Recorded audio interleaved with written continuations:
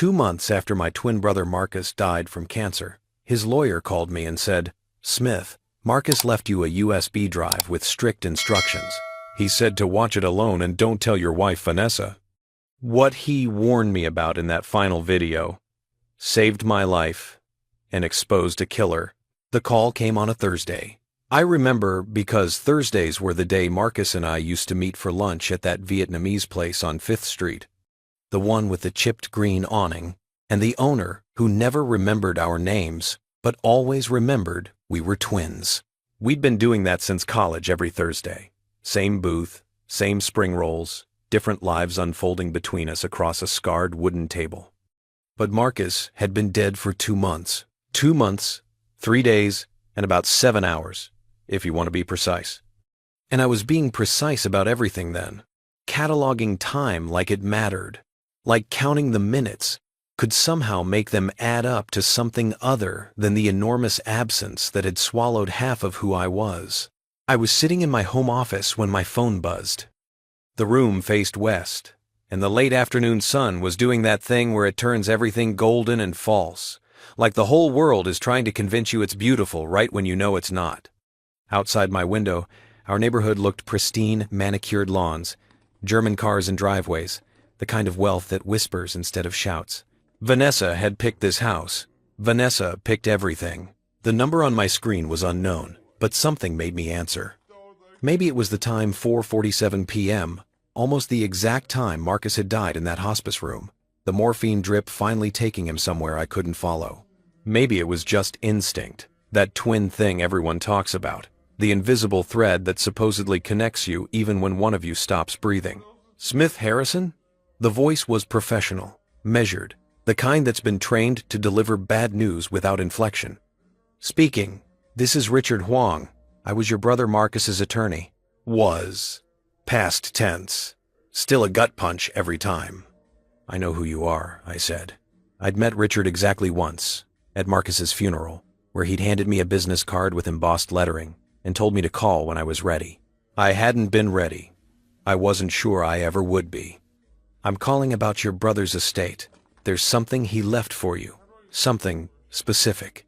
I leaned back in my chair, watching dust motes swim through the sunlight like tiny drowning things. The estate's been settled. I got the letters, the distributions. Everything was straightforward. "This is separate," Richard said. And there was something in his voice now, a crack in that professional veneer.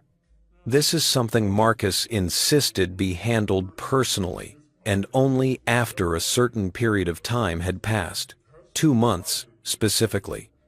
He was very clear about that. 2 months.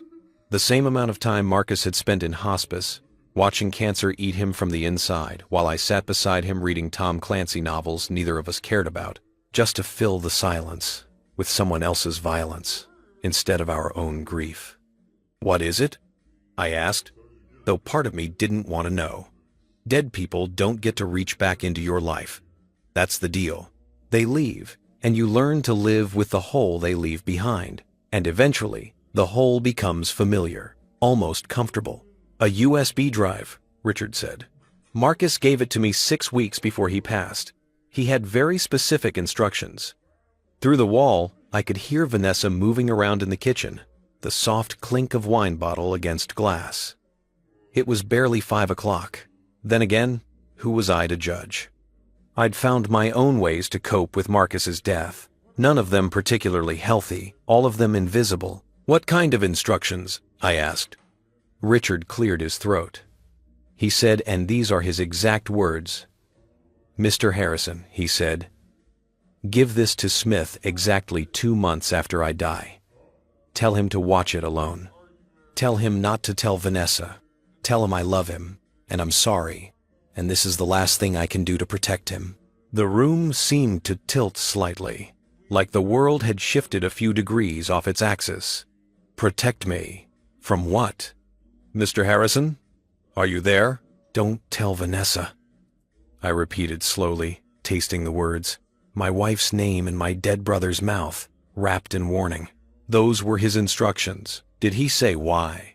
No, but he was very insistent. He made me repeat it back to him 3 times. Richard paused. Look, I'm just the messenger here. I don't know what's on this drive. Marcus sealed it himself, in front of me. But I've been practicing law for 23 years, and I've seen a lot of deathbed requests. This one. He trailed off. This one what? This one felt urgent.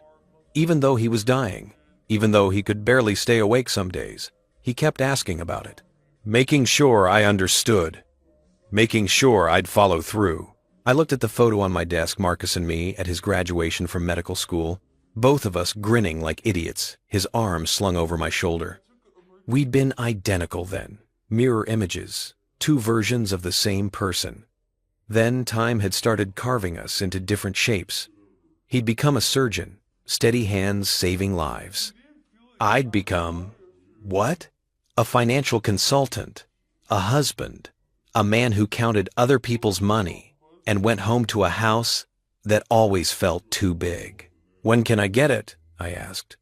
I can drop it by tomorrow if you'd like, or you can come to my office, whatever makes you more comfortable. Tomorrow. The word hung in the air between us, heavy with implications I didn't yet understand. Your office, I said. Tomorrow morning, 9 a.m. I'll be here. Richard hesitated. Mr. Harrison, Smith, I don't know what's on this drive, but your brother was scared. I've seen a lot of dying men, and they're usually scared of death. Marcus wasn't scared of dying. He was scared of leaving you. The line went dead before I could respond. I sat there in the golden sunlight, holding my phone like it might explain things if I just gripped it hard enough. Outside, a leaf blower started up somewhere. That particular suburban sound of leaves being moved from one place to another, accomplishing nothing but noise. Who was that? He stows. I turned. Vanessa stood in the doorway, wineglass in hand, still wearing her yoga clothes from this morning. She looked perfect, the way she always looked. Blonde hair caught in a casual ponytail, skin that glowed even in dim light. The kind of beauty that made strangers do double takes and made me feel grateful and suspicious in equal measure. We'd been married for 6 years. I'd loved her for 7. Past tense again. When had that happened? Work thing, I said, setting the phone down carefully. Client getting nervous about their portfolio. She leaned against the doorframe, studying me with those green eyes that had once made me stupid with want. You've been getting a lot of work calls lately. Market's volatile. She sipped her wine. Dinner's in an hour. I'm making that chicken thing you like. She wasn't making anything. We both knew it. She'd ordered from that overpriced bistro that delivered an actual plate so it looked homemade. But I nodded anyway. Because that's what we did now. We performed marriage instead of living it. Sounds good, I said. She lingered another moment, like she wanted to say something else, then disappeared back down the hallway. I heard her footsteps on the stairs, heading up to our bedroom, or maybe her office, or maybe one of the 3 other rooms in this house that we'd furnished but didn't use. Don't tell Vanessa. Why?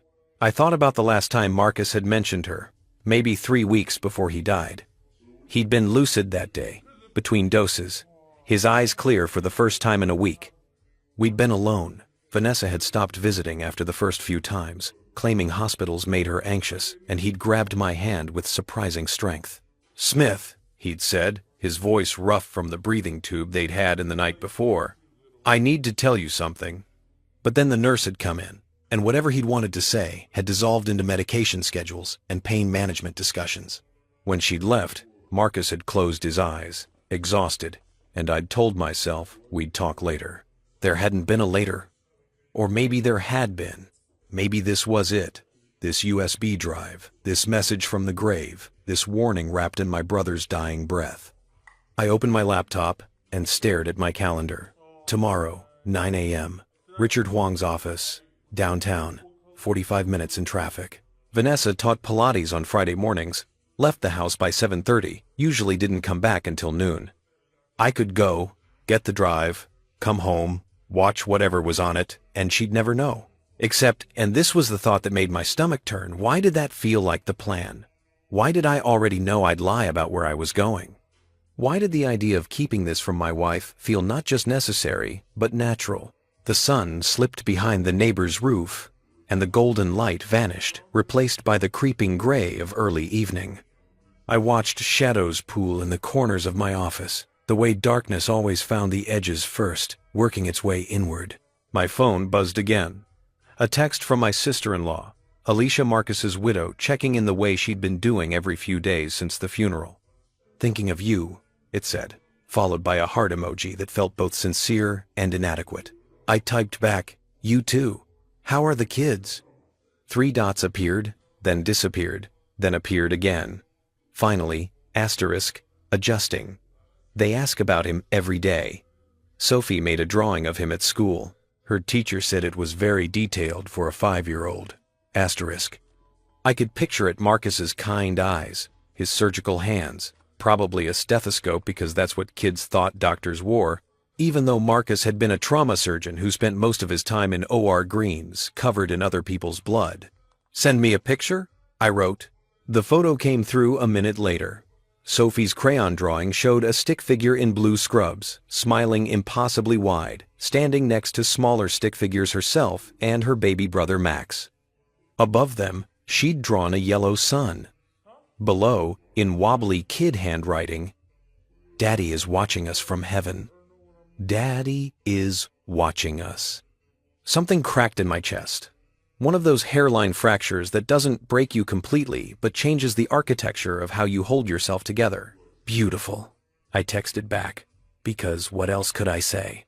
Alicia sent 3 more words. "He loved you." Present tense this time. As if love outlived death.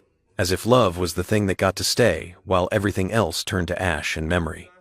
I set my phone down and looked at my wedding photo on the bookshelf. Vanessa and me on some beach in Mexico. Both of us laughing at something the photographer had said.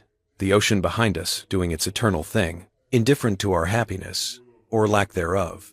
Marcus had been my best man. He'd given a toast that made people cry, talking about growing up with someone who was literally your other half, about how finding Vanessa had been like watching me become whole in a different way. He'd said he'd never seen me happier. He'd been right. I had been happy. Deliriously, stupidly happy. When had that changed? I tried to pinpoint a moment, a scene, a conversation, where things had shifted from love to performance. But it wasn't like that. It never is. It's more like erosion. You don't notice the cliff falling away until you're standing on the edge, wondering when the ground beneath you became air. "Smith?" Vanessa called from upstairs. "Do you want the Chardonnay or the Pinot Grigio?" "You pick." I called back. "That's not an answer. Whichever you prefer." A pause, heavy with the weight of 6 years of me not having preferences, not making choices, not doing anything but agreeing and accommodating, and slowly disappearing into the shape of who she wanted me to be. "Never mind," she said finally. "I'll just open both." I listened to her, moving around up there, drawers opening, cabinets closing, the domestic sounds of a life that looked perfect from the outside and felt hollow from within. Or maybe I was the hollow one. Maybe Marcus's death had scooped out everything that used to matter, leaving just this shell that went through motions and paid bills and pretended that existing was the same as living. Tell him to watch it alone. Tell him not to tell Vanessa. I looked at the time, 5:23 p.m., 15 hours until I'd sit in Richard Huang's office and take possession of whatever message Marcus had left me. 15 hours of pretending everything was normal, that I wasn't walking around with questions eating at me from the inside. "What did you see, Marcus?" I thought. "What did you know?" And the question underneath that one, the one I didn't want to ask, what don't I know about my own life? The leaf blower finally stopped. In the sudden silence, I could hear everything: Vanessa's footsteps overhead, the hum of the refrigerator, the blood moving through my veins, time passing in seconds that sounded like accusations. I picked up my phone and looked at Sophie's drawing again. Marcus watching from heaven.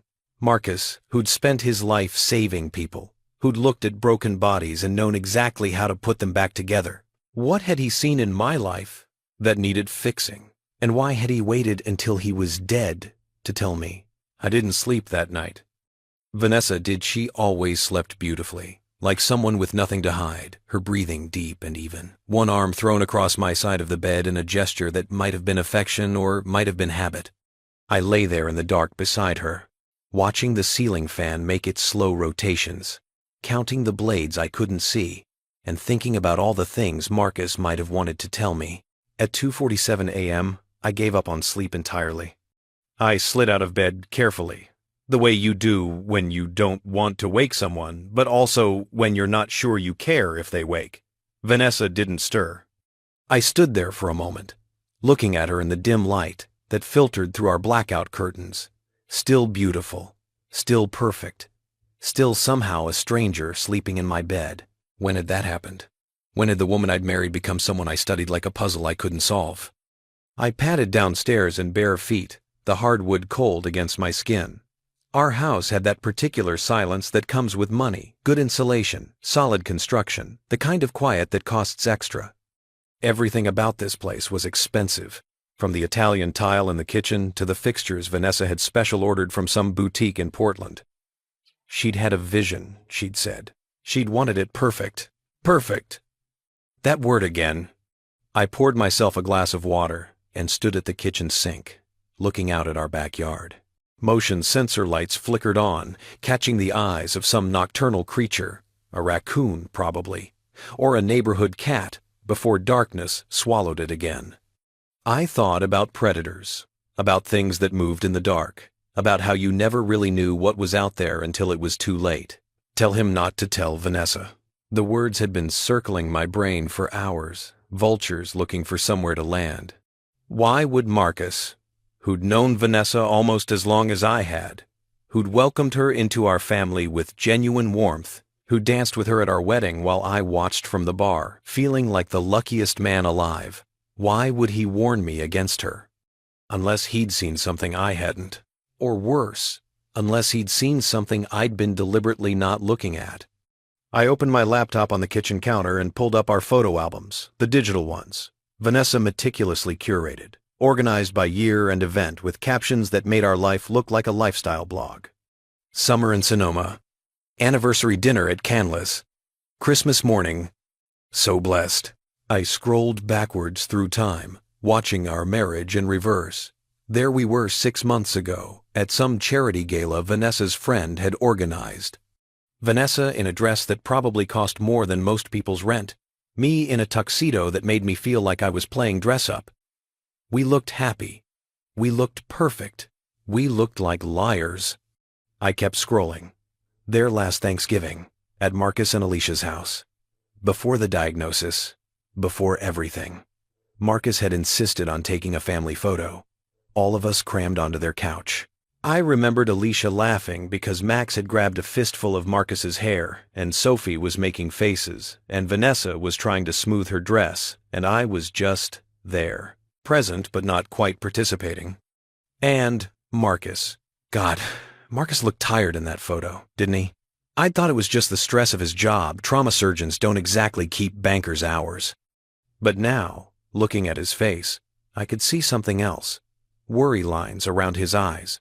A tightness in his smile, like he was carrying something heavy and trying not to let it show. Had he already known something then? Had he been watching Vanessa, watching me, seeing cracks I'd convinced myself were just the normal wear and tear of marriage? I closed the laptop before I could spiral further down that rabbit hole. The kitchen clock read 3:21 a.m., 5.5 hours until I needed to leave for Richard Huang's office. An eternity. I made coffee I didn't need, and sat at our dining room table, the one Vanessa had bought from an estate sale, claiming it had character, which seemed to mean it was expensive and uncomfortable. Through the window, I watched the sky begin its slow transformation from black to navy, to that particular shade of gray that meant morning was coming whether you were ready or not. My phone buzzed, a text from a number I didn't recognize. "This is Richard Huang. I'll be in the office by 8:30 if you want to come early. I understand this is complicated." Complicated. Such a gentle word for whatever this was. I texted back, "I'll be there at 8:30. 3 dots appeared. Then, "Your brother was a good man, Smith. Whatever he left for you, he did it out of love." I stared at those words for a long time. Love. Marcus had loved me. I'd never doubted that. Even when we'd grown apart, when life had pulled us into different orbits, That fundamental truth had remained. We were brothers. We were twins. We were two halves of something that had been broken the day he died. But love doesn't always mean protection. Sometimes love means looking away from things that hurt too much to see. Sometimes love means keeping secrets because the truth feels crueler than the lie. What had Marcus seen that I couldn't? I heard footsteps on the stairs, Vanessa, earlier than usual. I glanced at the time. 6:15 a.m. She wasn't supposed to teach until 8. She appeared in the kitchen doorway, wrapped in the silk robe I'd bought her for Christmas last year, her hair perfect even though she'd just woken up. Some women wake up looking like disasters. Vanessa woke up looking like an advertisement for expensive bedding. "You're up early," she said, moving to the coffee maker. "Couldn't sleep." "Thinking about Marcus?"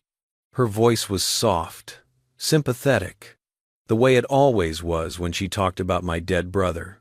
Like he was a sad story, instead of half my soul, among other things. She poured herself coffee, added cream the way she liked it enough to make it barely coffee anymore, and leaned against the counter. "You've been distant lately. My brother died." "I know, but it's been 2 months. At some point, you have to start living again." She said it gently, like she was trying to help, but there was something underneath the gentleness. Impatience, maybe. Or calculation. "Is there a timeline?" I asked. "For grief? Did I miss the memo?" "That's not what I meant." She sipped her coffee, studying me over the rim of her mug. "I just worry about you. You're not yourself. Maybe this is myself. Maybe the person I was before is the one who wasn't real." The words came out harsher than I intended, but I didn't take them back. They sat between us in the kitchen, taking up space, demanding acknowledgement. Vanessa's expression didn't change. That was one of her talents, maintaining composure no matter what. "You sound like you're having some kind of existential crisis." "My twin brother died." "I'm allowed an existential crisis." "Of course you are." She set down her mug.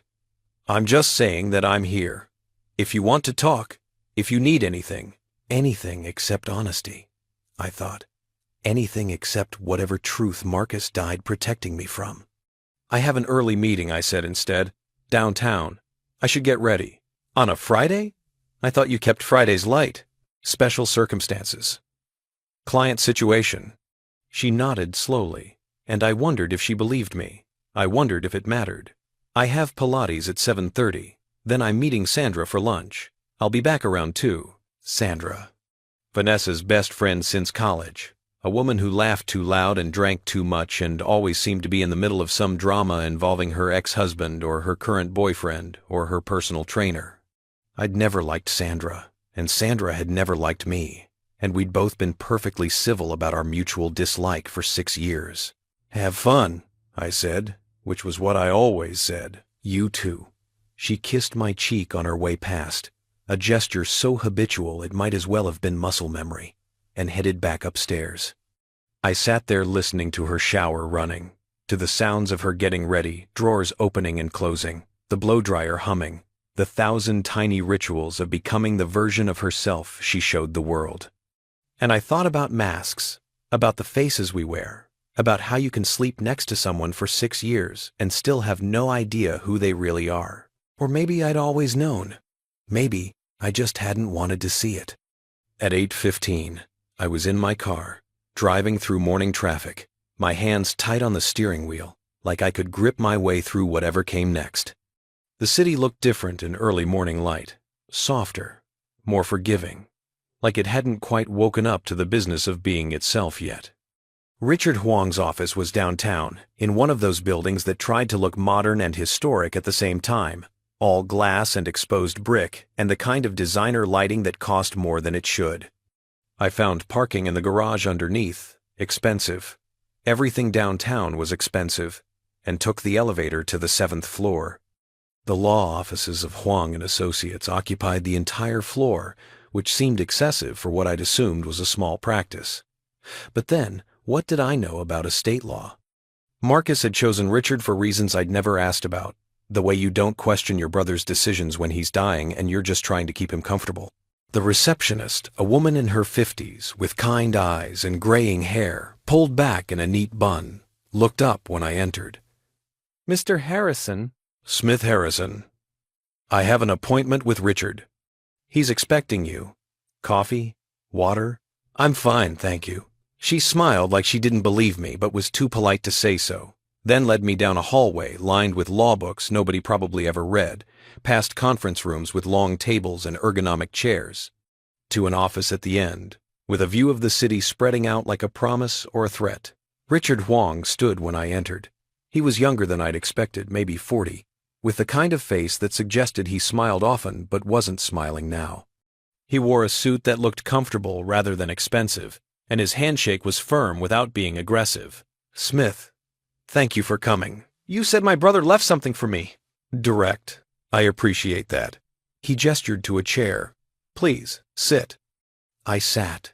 Through the window behind him, I could see the city waking up, traffic moving in patterns, people heading to jobs, the machinery of commerce in existence grinding forward like it always did. Indifferent to individual grief or revelation or whatever the hell I was about to experience. Richard pulled a manila envelope from his desk drawer and set it between us like evidence at a trial. Before I give you this, I need to say something. Your brother came to me 4 months before he died. He was already sick, he knew the diagnosis wasn't good, but he was clear-headed, sharp. He'd thought this through. Thought what through? He wanted to make sure that if anything happened to him, certain information would reach you, but only you, and only under specific conditions. Richard's fingers tapped the envelope. I've been a lawyer long enough to see a lot of deathbed confessions, Smith. Guilty consciences trying to clear themselves before the end.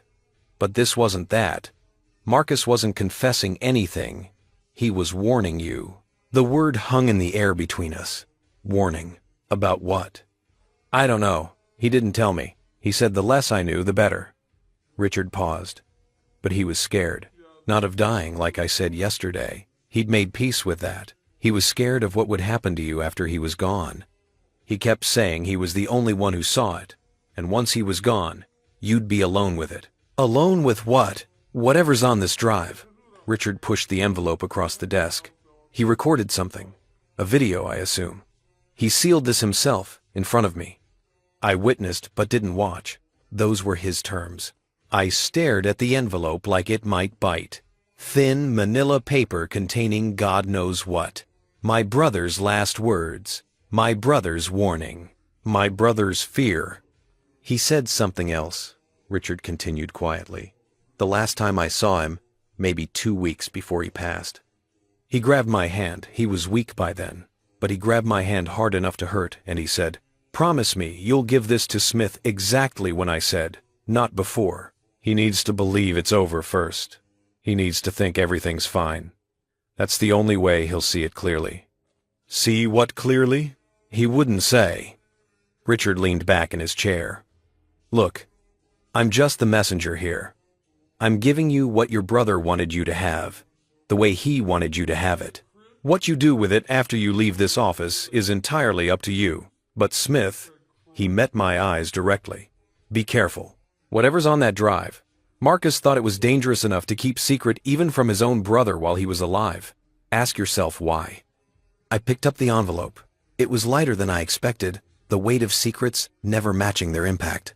Inside, I could feel the small, hard shape of a USB drive, and a piece of paper, probably a letter, knowing Marcus. He'd always been better with written words than spoken ones.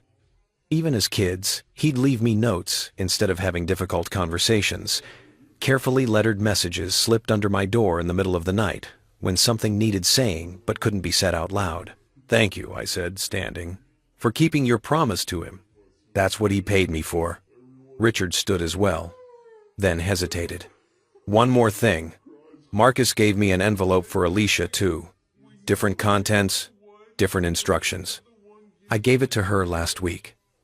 I don't know what was in hers, but she called me the next day and thanked me through tears.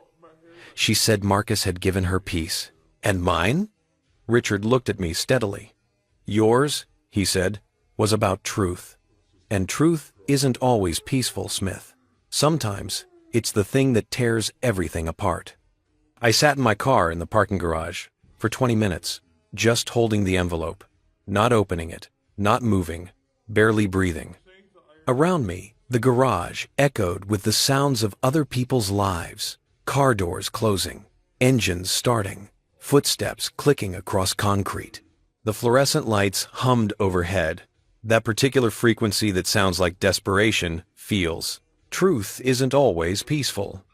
I thought about driving home, sitting at my desk in that golden afternoon light, plugging this drive into my computer, and learning whatever it was Marcus had been too scared to tell me while he was alive. But it was only 9:15 a.m. Vanessa wouldn't leave for lunch with Sandra until at least 11.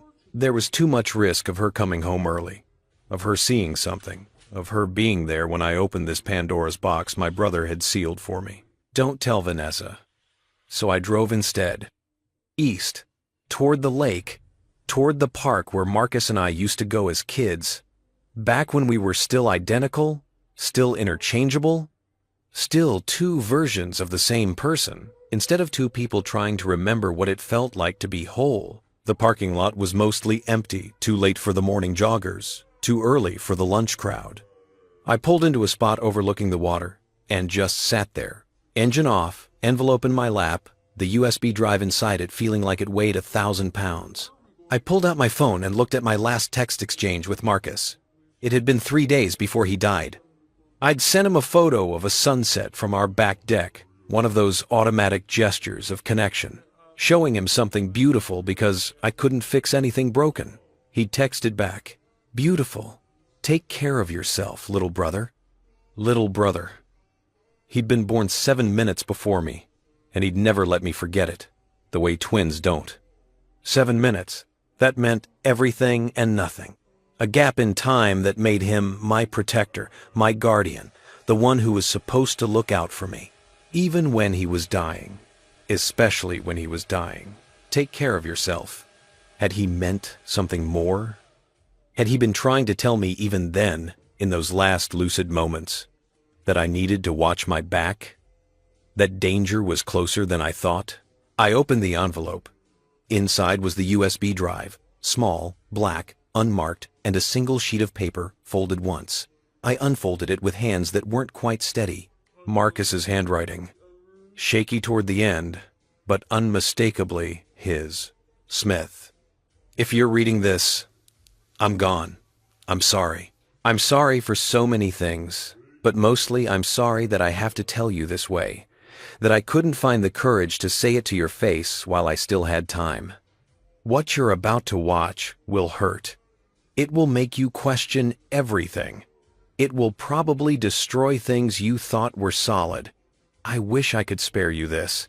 I wish I could be there to help you through what comes next. But I can't. So instead, I'm leaving you this.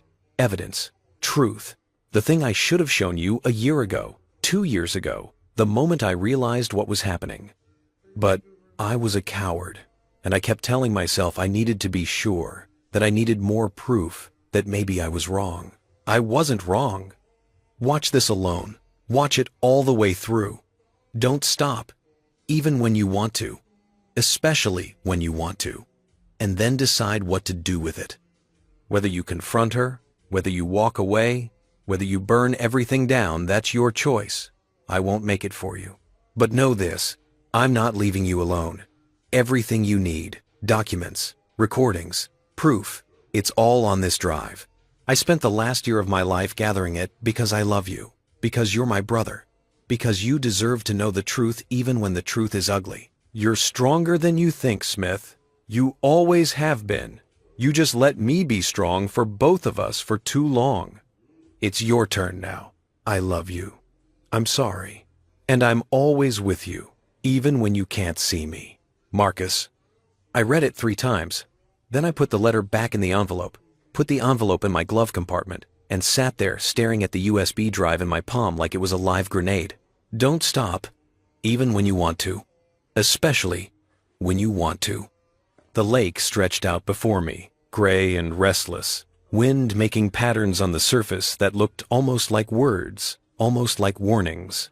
I plugged the drive into my laptop. The cursor hovered over the single file on the drive. It was labeled simply, 4. Smith. MP4. Not watch this, or important, or any of the dramatic titles you'd expect for something that promised to destroy your life. Just my name, in capital letters, like Marcus was calling to me across the void between living and dead.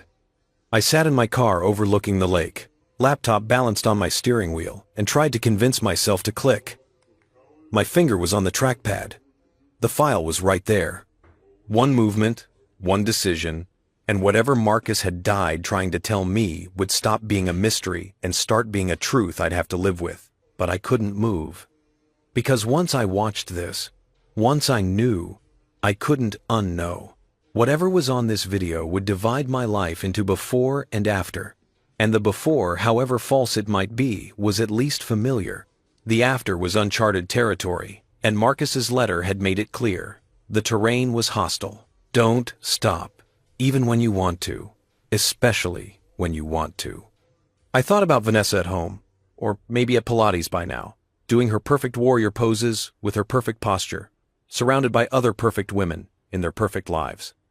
I thought about her sleeping beside me last night, peaceful and undisturbed, while I lay awake wondering what my dying brother had seen that I hadn't. I thought about the last 6 years of my life, the whole architecture of my marriage, and how it would look once Marcus showed me the cracks in the foundation. I clicked. The video player opened. Black screen for a moment, long enough that I thought maybe it was corrupted, maybe this whole thing was a mistake, maybe. Then Marcus's face appeared, and the breath went out of me. He looked terrible. This had been recorded late in his illness. I could see it in the hollowness of his cheeks, the way his skin seemed thin as paper, the dark circles under his eyes that spoke of pain and morphine, and nights spent awake for all the wrong reasons. He was sitting up in what looked like his home office, the bookshelf behind him familiar, the afternoon light slanting through his window, in a way that meant this had been recorded maybe 4 weeks before he died. 4 weeks. He'd been dying, and he'd been thinking about me, about protecting me. Hey, little brother. His voice was rough but steady, the way it got when he had something important to say. If you're watching this, then I'm gone. And Richard kept his promise. And you're probably sitting somewhere trying to decide whether to keep watching or throw this drive into the nearest body of water. Despite everything, despite the fear coiling in my stomach, despite knowing that the next few minutes would change everything, I almost smiled. He knew me. Of course he knew me. We'd shared a womb before we shared a life. Keep watching, Marcus said, leaning forward slightly. The movement seemed to cost him something. I know this is hard. I know you don't want to hear what I'm about to tell you. But you need to hear it, Smith. You need to know. He paused, closed his eyes for a moment, gathering strength or courage or both. It's about Vanessa. My heart stopped. Actually stopped. For a second, the world went silent, except for Marcus's voice coming through my laptop speakers. I've been investigating her for the past 13 months. I didn't want to believe it at first. I told myself I was wrong, that I was seeing patterns that weren't there, that my illness was making me paranoid. But I wasn't wrong. Smith, I'm so sorry, but I wasn't wrong. On the screen, Marcus reached for something off camera and held up a folder. Even through the video, I could see it was thick, stuffed with papers. This is everything I found. Bank statements, phone records, photographs, text message logs. It's all on this drive, organized by date. You can verify every single thing I'm about to tell you. But first, let me just say it, give you the headline before the article. He set the folder down and looked directly into the camera, directly at me, across time and death and the distance between truth and comfortable lies. Vanessa has been having an affair for the past 2.5 years with David Reeves, your financial advisor. The name hit me like a physical blow. David Reeves, the man I'd trusted with our investments, our retirement planning, our financial future. The man who'd come to our house for dinner parties, who'd brought wine and congratulated us on anniversaries, who'd shaken my hand and called me friend while apparently... It gets worse, Marcus said, and his voice cracked slightly. They're not just having an affair, Smith. They're planning to take everything from you.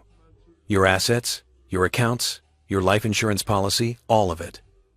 They've been moving money slowly, carefully. setting up offshore accounts in Vanessa's maiden name. They've been patient, strategic, and in about 6 months, based on the timeline I found in their communications, they were planning to make their move. I couldn't breathe. The car felt too small, the air too thick, reality tilting on its axis. "I need to show you something," Marcus said. He pressed something on his keyboard, and the video switched to a split screen. On one side, Marcus's face. On the other, a series of text messages, dated and time-stamped. I recognized Vanessa's number immediately. Vanessa, the 18th of April, 2024, 11:47 p.m. He's asleep. God, I can't wait until we don't have to do this anymore. Until I don't have to pretend. David, the 18th of April, 2024, 11:49 p.m. Soon, baby. We just need to be patient. Another year, maybe less. Once we've moved enough into the Cayman's account, we can make the break clean. Vanessa, the 18th of April, 2024, 11:52 p.m. A year feels like forever. I'm so tired of playing the devoted wife. He's so fucking boring, David. Everything about him is boring. His job, his conversations, the way he touches me, even his grief is boring. My hands were shaking. The laptop wobbled on the steering wheel. David, the 18th of April, 2024, 11:54 p. That boring man is worth 3.2 million liquid, plus the house, plus his inheritance from when his parents died. You can handle boring for that kind of payout. Vanessa, the 18th of April, 2024, 11:56 p.m. I know, you're right. It's just hard some days. Like today, he wanted to talk about Marcus, about how sad he is, and I couldn't care less. His brother is dying, and all I can think about is how much longer until we're free. The video switched back to Marcus's face. He looked exhausted and furious and heartbroken all at once. "There's more," he said quietly. "Hours of this, weeks, months. I've documented everything. But I want to show you one more thing before I let you go process this. Because it's not just about the money, Smith. It's about what they were planning to do once they had it." Another split screen. This time, an email, dated 6 months ago. From Vanessa Harrison to David Reeves. Subject: Life insurance. D is to D. Called the insurance company today. Confirmed that the policy is still active. $2 million payout, plus the $500K from his work policy. That's $2.5 million, tax-free, if something happens to him. I know we said we just wait and divorce, but I've been thinking. Divorce means lawyers, means splitting assets, means he gets half of everything we've worked for. This way is cleaner. Don't freak out. I'm not talking about anything dramatic. Just opportunities. He's been so depressed about Marcus. He drinks at night. What if one night he drinks too much and drives? What if he has an accident? What if he's just so sad he can't go on? I'm just saying, people who are grieving make bad decisions all the time, sometimes fatal ones. Think about it. V. The world stopped. Just stopped. Marcus's voice continued, but I couldn't hear him over the roaring in my ears. My wife, the woman I'd married, the woman I'd loved, the woman who slept beside me every night had written those words, had thought those thoughts, had suggested, however carefully, that my death would be more convenient than my divorce. Smith. Marcus's voice cut through the static in my brain. Smith, look at me. I looked at the screen. My brother's dying face, full of love and pain and rage on my behalf. I need you to understand something. This isn't your fault. You didn't miss the signs because you were stupid or blind. You missed them because you loved her, and love makes us trust when we should question. She's good at this. She's been playing this role since before she met you. I found records she's done this before. Not murder, not as far as I could find, but the pattern is there. Find a man with money, marry him, take what you can, move on. You were just the biggest score. He coughed, a wet rattling sound that reminded me he was dying while making this video, spending his last reserves of strength to save me. I've left you everything you need to protect yourself. financial records proving the money transfers, communication logs showing the affair and the planning. Even recordings David was sloppy, left his phone unlocked when they met at hotels. I hired a private investigator. It's all documented, all admissible in court if you want to go that route. Marcus leaned closer to the camera, and I could see tears in his eyes. I'm sorry I didn't tell you sooner. I'm sorry I waited until I was dying to be brave enough to show you this. I kept thinking maybe I was wrong, maybe I'd misunderstood, maybe there was some explanation that wasn't what it looked like, but there wasn't. And the longer I waited, the more danger you were in. That email about the life insurance, that was the moment I knew I couldn't wait anymore. That was when I started documenting everything, making copies, preparing this for you. He wiped his eyes with the back of his hand. The gesture so familiar, it broke something in my chest. You need to leave her, Smith. Tonight, tomorrow, as soon as possible. Don't confront her until you've protected yourself legally, financially. Move your money, change your passwords, get a lawyer. There's a contact on this drive, a lawyer I trust who specializes in this kind of situation. His name is Thomas Chen. He knows you might call. Marcus paused, gathering himself. I wish I could be there to help you through this. I wish I could watch your back the way I always did when we were kids, but I can't.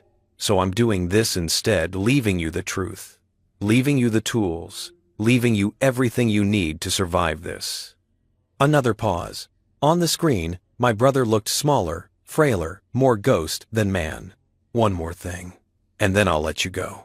I need you to know this isn't the end of your life, Smith. It feels like it right now. It feels like everything is burning down, but you're stronger than you think. You've been living in a cage for 6 years, pretending to be happy when you were just numb. I watched it happen. I watched you disappear into her version of who you should be, and I should have said something then, and I didn't. And I'm sorry for that too. He smiled, and it was so sad it hurt to look at. But now you get to be free. Now you get to remember who you were before her. Before all of this. When I 700 buddy 1 Avermender. When I 700 buddy 100 buddy 100 buddy. When I 700 buddy 100 buddy. When I 700 buddy. When I 700 buddy 100 buddy. When I 700 buddy 100 buddy. When I 700 buddy 100 buddy. You can state as to the brother I grew up with. The one who was funny and fearless and didn't apologize for taking up space in the world. He's still in there. I know he is. Marcus reached toward the camera, like he could touch me through the screen, through time, through death itself. I love you, little brother. 7 minutes older and still trying to protect you. Some things never change. His hand moved, and the video went black. I sat in my car for an hour, just sat there, staring at the blank screen, not moving, not thinking, not doing anything but existing in the space between the person I'd been when I woke up this morning and the person I'd have to become now that I knew. Around me, the park slowly filled with lunch hour visitors, parents with strollers, couples walking dogs, old men feeding ducks at the water's edge. Normal people living normal lives, unaware that 20 feet away, in a parked car, someone's entire reality had just collapsed. I thought about Vanessa at Pilates, her body strong and flexible, bending into shapes that looked like grace, but were really just control. I thought about her at home tonight, asking me about my day, pouring wine, performing the role of wife with the same skill she'd been performing it for 6 years. He's so fucking boring. His grief is boring. What if he's just so sad he can't go on? I pulled up the drive's contents on my laptop. Marcus had organized everything into folders. Financial records, text messages, emails, phone logs, photographs, investigator reports, legal documents, contact info. Each folder was meticulously labeled by date, by source, by relevance. My brother had been dying, and he'd spent his last months building a case against my wife, documenting her betrayal with the same precision he'd once used to save lives in operating rooms. I opened the photographs folder. The first image was dated 8 months ago. A restaurant I didn't recognize, outdoor seating, evening light. Vanessa and David at a corner table, his hand on her thigh under the tablecloth. They were laughing, She looked happier than I'd seen her in years. The next photo, them entering a hotel, the Evergreen, downtown. Timestamp, 2:15 p.m. on a Tuesday. The same Tuesday, Vanessa had told me she was at a spa day with Sandra. Another, David's car parked in our driveway. Timestamp, 11:47 a.m. on a Thursday. A Thursday I'd been at work, at the office downtown, thinking my wife was home doing whatever wives do during the day. Yoga, errands, apparently adultery. I clicked through image after image, each one a small death. Each one a moment of my life being stolen while I was oblivious. Vanessa and David at what looked like a weekend getaway. Mountains in the background. Vanessa wearing jewelry I didn't recognize, expensive pieces I'd never bought her. David's hand on her lower back, possessive and familiar, the gesture of someone who believed she belonged to him. Maybe she did. Maybe she always had. I opened the financial records folder. Marcus had highlighted the relevant transfers in yellow. Small amounts at first, $5,000 here, $8,000 there, moving from our joint accounts into accounts I didn't recognize. Then larger amounts, $50,000, $100,000. Money disappearing slowly enough that I'd never noticed, carefully enough that it looked like normal expenses. Strategic withdrawals for investment opportunities David had supposedly recommended. Recommended, right. Recommended that he and my wife rob me blind. The total, according to Marcus's calculations at the bottom of the spreadsheet, was $847,000. Nearly $1 million, moved over 2.5 years, now sitting in accounts in the Cayman Islands under Vanessa's maiden name. My phone buzzed. A text from Vanessa. Done with Pilates. Meeting Sandra at Waterfront Grill. Home by 3. Love you. Love you. I stared at those words until they stopped meaning anything, until they were just shapes on a screen, symbols representing a feeling that had never really existed. Or maybe it had existed once, in that brief window, before she'd realized I was a mark instead of a man. How long had it taken? How many dates before she decided I was worth the investment? How many kisses before she'd calculated my net worth? Had she ever loved me at all? I already knew the answer. Marcus had given it to me in texts and emails and photographs. No, she hadn't. This had always been a con, a long game, a carefully executed plan to take everything from someone too trusting to see it coming. You're stronger than you think. Was I? Because right now, I felt like nothing. Like a hollow place where a person used to be. Like 6 years of my life had been performance art, and I'd been the only one who didn't know I was on stage. My phone buzzed again. This time, the caller ID said David Reeves. I stared at it. The man who'd been sleeping with my wife while managing my portfolio. The man who'd looked me in the eye and given me advice about my future while planning to steal it. The man who'd probably laughed about me when they were alone together, about how easy I'd been to fool, how perfectly the plan was working. The call went to voicemail. A minute later, a text from him. Hey Smith, need to discuss your Q4 allocations. Free for a call this afternoon? Q4 allocations. He was still doing it, still pretending, still playing the role of trusted advisor, while he and my wife counted down the days until they could take everything and disappear. Another year? Maybe less. I looked at the time. 12:43 p.m. Vanessa would be at lunch with Sandra for at least 2 hours, probably 3 if I knew Sandra. She'd come home around 3, relaxed and wine-tipsy, and she'd ask me about my day with that practiced interest that I now recognized as performance. And I'd have to look at her, have to smile, have to pretend I didn't know. Because Marcus was right, I couldn't confront her yet. Not until I'd protected myself. Not until I'd moved my money, secured my assets, built my own case. The moment she knew I knew, she'd act. She'd take whatever she could and run, or worse. What if he's just so sad he can't go on? I pulled up the contact info folder and found Thomas Chen's number, the lawyer Marcus had mentioned. I stared at it for a long moment, my finger hovering over the call button. This was it. The moment I stopped being a victim and started being something else, something harder, something that could survive what came next. I pressed call. The phone rang twice before a man's voice answered. Thomas Chen. Mr. Chen, I said, and my voice sounded strange to my own ears. Cold, flat, nothing like the man I'd been this morning. My name is Smith Harrison. My brother Marcus gave me your number. He said you were expecting me to call. A pause. Then, I'm sorry for your loss, Mr. Harrison. Marcus was a good man, and yes, he briefed me on your situation. How much do you know? Everything, I said. I just watched the video. I've seen the evidence. Good. Then we can move quickly. How soon can you get to my office? I looked at the clock again. 12:45. An hour. I'll be ready. Mr. Harrison Smith, don't go home yet. Don't contact your wife. Don't let her know anything is different. Can you do that?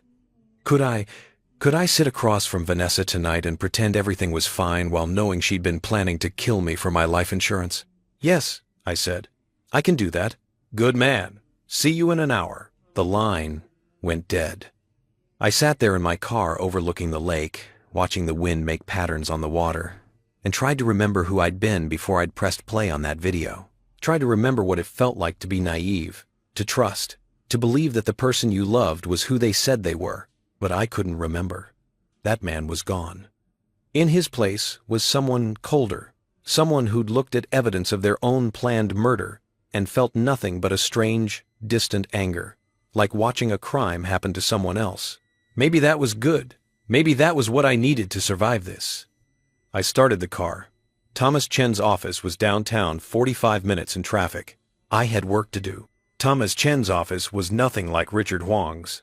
No exposed brick. No designer lighting. No attempt to marry modern and historic into something that looked expensive. This was a working lawyer's space function over form, walls lined with actual case files instead of decorative law books, a desk covered in papers organized in stacks that suggested a system only their owner understood. Chen himself matched the office. Mid-40s, wearing a shirt with the sleeves rolled up, tie loosened, the look of a man who'd started his day at 6 a.m. and wouldn't finish until midnight.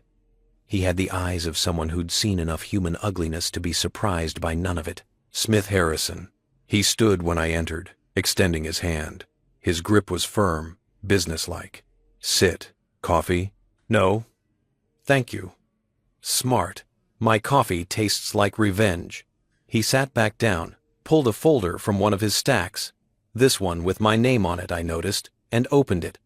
Your brother came to see me 11 months ago. Early stages of his diagnosis, still strong enough to drive himself. He laid out what he'd found on your wife and asked me what you should do when the time came. And what did you tell him? The same thing I'm going to tell you now. Move fast, move smart, and don't let emotion make your decisions. Chen leaned forward, elbows on his desk. Marcus showed me everything. The affair, the financial transfers, the communications about life insurance. In my professional opinion, you're in immediate danger. Not hypothetical danger. Actual, physical danger. The word should have scared me. Maybe they would have, this morning. But I'd watched that video. I'd read those texts. I'd seen my wife suggest that my grief-driven suicide would be more convenient than divorce. Fear had burned itself out somewhere between the parking lot and this office, leaving only cold calculation in its wake. What do I need to do? I asked. First, we freeze everything. I'm talking scorched earth financial lockdown. Chen pulled out a legal pad and started writing. You have joint accounts with Vanessa? Most of them. Checking, savings, money market. My investment accounts with David Reeves are in my name only, but he has power of attorney for trading. That power of attorney gets revoked today. Right now, actually. He pushed a document across the desk. This is a revocation form. Sign it. I'll have it notarized and filed within the hour. By tonight, David Reeves won't be able to touch a penny of your money. I signed without reading it. Chen noticed. You're taking this remarkably well, he said, watching me with those sharp eyes. Am I supposed to fall apart? Most people do. Most people come in here crying or raging, or both. You're sitting there like we're discussing tax strategy. Maybe I already did my falling apart. Or maybe I'm saving it for later. I set down the pen. What else? Chen studied me for another moment, then nodded like I'd passed some kind of test. Joint accounts, we can't freeze those without tipping her off, but we can protect them. I'm going to have you open new accounts at a different bank, then transfer exactly half of everything. That's your legal right. The other half, we leave. That way, if she tries to drain them, she can only get half, and we have documentation that you took only your fair share. She's already taken $800,000. I know. Marcus documented it. That's going to work in your favor. He flipped through the folder. California is a community property state. Everything acquired during marriage is split 50-50 in divorce. But theft changes that equation. Those offshore accounts, that money she moved without your knowledge or consent, that's marital asset dissipation. A judge will make her pay it back, possibly with interest, possibly with penalties. And the life insurance?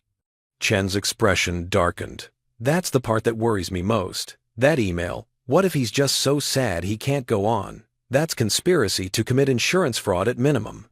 At worst, it's conspiracy to commit murder. You think she'd actually do it? Not just talk about it? I think people who are willing to steal $1 million are willing to do a lot of things. I think your wife has demonstrated sociopathic levels of planning and manipulation. And I think that email was sent 6 months ago, which means if they were following any kind of timeline, you're potentially entering their window of action. He met my eyes. How's your marriage been lately? Has she been encouraging you to do anything risky, suggesting activities that might lead to accidents? I thought about it, thought about the past few months, trying to see them through this new lens of suspicion and danger. She bought me a motorcycle, I said slowly, 2 months ago. Said it might help with my grief, give me something to focus on. I told her I'd never ridden a motorcycle in my life. She said I could take lessons, that it would be good for me to try something new. Chen's jaw tightened. Did you? No, I never got around to it. The bike is sitting in our garage. Leave it there. Don't touch it. Don't learn to ride it. Don't go anywhere near it. He made a note. What else? Any other sudden interest in dangerous hobbies? She's been pushing me to go hiking, alone. Says I need solitude to process Marcus's death. She found all these trails, sent me links to remote locations with stunning views. Jesus Christ, Chen rubbed his face. She's literally shopping for places to stage an accident. You understand that, right? This isn't paranoia. This is a woman actively looking for opportunities. The cold feeling in my chest spread a little further. I haven't gone. I kept making excuses. Good. Keep making them. Better yet, starting today, you're never alone anywhere that could be considered dangerous. No hiking, no motorcycle, no late-night drives, no walking near ledges or water or traffic. He fixed me with a hard stare. I'm serious, Smith. People have died for less money than what you're worth. Don't make it easy for her. I nodded, trying to process that I was having a conversation about how to avoid being murdered by my wife. 3 hours ago, my biggest concern had been whether to have coffee or tea with breakfast. Now I was learning defensive strategies against spousal homicide. Here's the plan, Chen said, pulling out more documents. Today, we do financial triage. Revoke David's power of attorney, open new accounts, move half the joint funds, change passwords on everything, email, bank accounts, investment portals, life insurance policies. Tomorrow, we file a police report about the stolen funds. It won't lead to immediate charges, but it creates a paper trail. Then we file for divorce. How long does that take? In California? Minimum 6 months before it's final. But we can get a separation agreement in place much faster, which will protect your assets and establish that you're no longer cohabiting. You'll need to move out. Move out of my own house? It's not about fair. It's about safe. As long as you're living with her, you're vulnerable. You're sleeping next to someone who's discussed your death like a business opportunity. You need to be somewhere she doesn't have access to you. He was right. I knew he was right. But the thought of leaving my house, leaving my life, even a life built on lies, felt like surrender. Where would I go? Hotel for now. Somewhere she won't think to look. Register under a different name if you can. I know it sounds paranoid, but I've seen cases where... He stopped himself, Let's just say, I'd rather you be safe and paranoid than trusting and dead. I sat back in my chair, trying to imagine it. Packing a bag, walking out, leaving Vanessa in our house, surrounded by all the things we'd accumulated together, all the props in her elaborate performance. Would she even care? Or would she just call David, open a bottle of wine, and celebrate that the boring husband had finally made it easy? When? I asked. Tonight if possible. Tomorrow, at the latest. She'll know something's wrong. She'll ask questions. Tell her you need space. Tell her grief is hitting you hard, and you need time alone. Tell her whatever keeps her calm and unsuspicious until we have everything locked down. Chen's expression softened slightly. I know this is hard. I know it feels like running. But staying in that house is playing Russian roulette with your life. Every night you sleep, there is a night she could act. You really think she'd kill me in our own bed? I think people are full of surprises, and none of them good. Carbon monoxide poisoning looks like natural causes. So does an overdose of sleeping pills in someone who's depressed about his brother's death. So does a fall down the stairs. I'm not trying to scare you, Smith. I'm trying to keep you alive. The office suddenly felt too small. The walls too close. I stood up, moved to the window, looked out at the city spread below. Somewhere out there, Vanessa was having lunch with Sandra, laughing, drinking wine, living her double life with the ease of long practice. Did she think about me at all when she was with David? Or was I just a problem to be solved, an obstacle between her and the money she'd already spent in her imagination? Marcus knew, I said quietly. He knew for over a year, and he didn't tell me. Why? He explained that when he first came to see me, he said he needed to be absolutely certain that accusing your wife of something like this without proof would destroy your marriage even if he was wrong. So, he waited. He investigated. He gathered evidence. And by the time he had enough to be certain, Chen trailed off. By the time he had enough, he was dying. Yes, and he made a choice. He decided that giving you irrefutable proof after his death was better than giving you suspicions while he was alive. He wanted you to believe, to know beyond any doubt that he wasn't confused or paranoid or influenced by his illness. I turned from the window. Did he know about the life insurance email? About her suggesting I might have a convenient accident? He found it 2 weeks before he died. That's when he came back to see me, even though he could barely walk. He brought his laptop, showed me everything, and made me promise to get you out safely once he was gone. He was terrified, Smith. Not of dying, of leaving you alone with her. My throat tightened. Marcus had spent his last days scared for me, using his final reserves of strength to build this safety net, to make sure I'd land somewhere soft when the trap finally snapped shut. He was a good brother, I said. He was. And he trusted you to be strong enough to handle this. Don't prove him wrong. I spent the next 3 hours in Chen's office, signing papers, making phone calls, dismantling the financial infrastructure of my marriage with the cold efficiency of someone defusing a bomb. First, the new bank accounts. I drove to a branch across town, opened checking and savings under my name only, transferred exactly half of our joint funds, $43,000 from checking, $127,000 from savings. The teller, a young woman with perfect nails and a bored expression, processed it all without comment. Just another transaction in her day. She had no idea she was handling the first shot in a war. Back to Chen's office. He'd already filed the power of attorney revocation and contacted my investment firm. David Reeves no longer had access to my portfolio. I imagined him finding out, that moment of realization, that his meal ticket was getting suspicious. Would he call Vanessa? Would they panic? Or would they stay calm, stick to their plan, assume I was just being cautious after Marcus's death? Change every password, Chen instructed, handing me a list. Email, bank accounts, credit cards, investment portals, life insurance, phone account, everything. Use a password manager, make them all different, and for God's sake, don't use anything she could guess. I spent an hour doing exactly that, watching my digital life lock itself away from the person I'd shared it with. Each new password was a door closing, a barrier rising, A small act of protection that felt both necessary and absurd. Life insurance, Chen said. We need to change the beneficiary. To who? Anyone but Vanessa. Your parents are deceased, correct? What about Marcus's kids? Sophie and Max. Perfect. Change it to them, with Alicia as trustee, until they're 18. Do it now, while we're thinking about it. I called the insurance company, navigated through the automated system, finally reached a human being. I need to change my beneficiary. Certainly. Can I have your policy number? I gave it to her. Heard typing. Okay, Mr. Harrison, I have you here. Current beneficiary is Vanessa Harrison, your spouse. Who would you like to change it to? Sophie Harrison and Maxwell Harrison. Equal shares.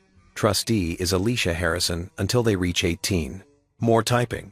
Then, just to confirm, you're removing your spouse as beneficiary? Yes. May I ask why? It's unusual for personal reasons, I said, keeping my voice neutral, even though I wanted to scream that my spouse had suggested I kill myself for the payout. Is there a problem? No problem. I just need to note the reason for the change. I'll put policyholder request. The change will be effective immediately. You should receive confirmation by email within 24 hours. Thank you. I hung up, looked at Chen. Done. He nodded approval. Good. That removes the financial incentive for your death. If she was planning something, she just lost the biggest payout. That might make you safer, or it might make her desperate. Hard to say. Either way, you're not sleeping in that house tonight. The office had darkened while we worked.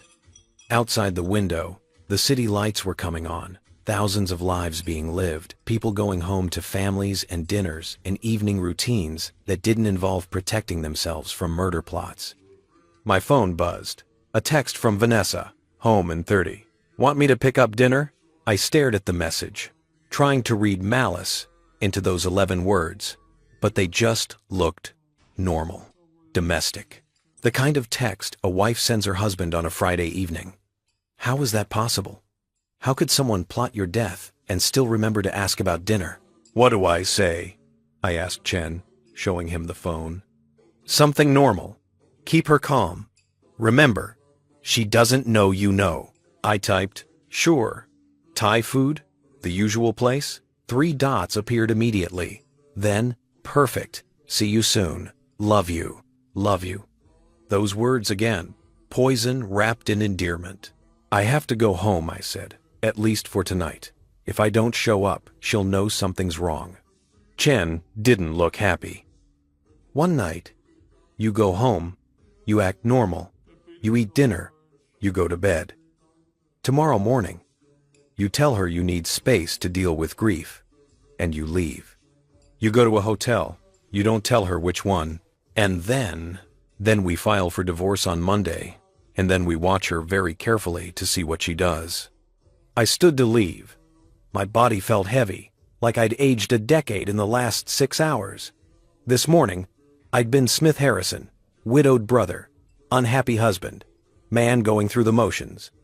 Now I was Smith Harrison, target, mark, man sleeping beside his would-be murderer for one final night.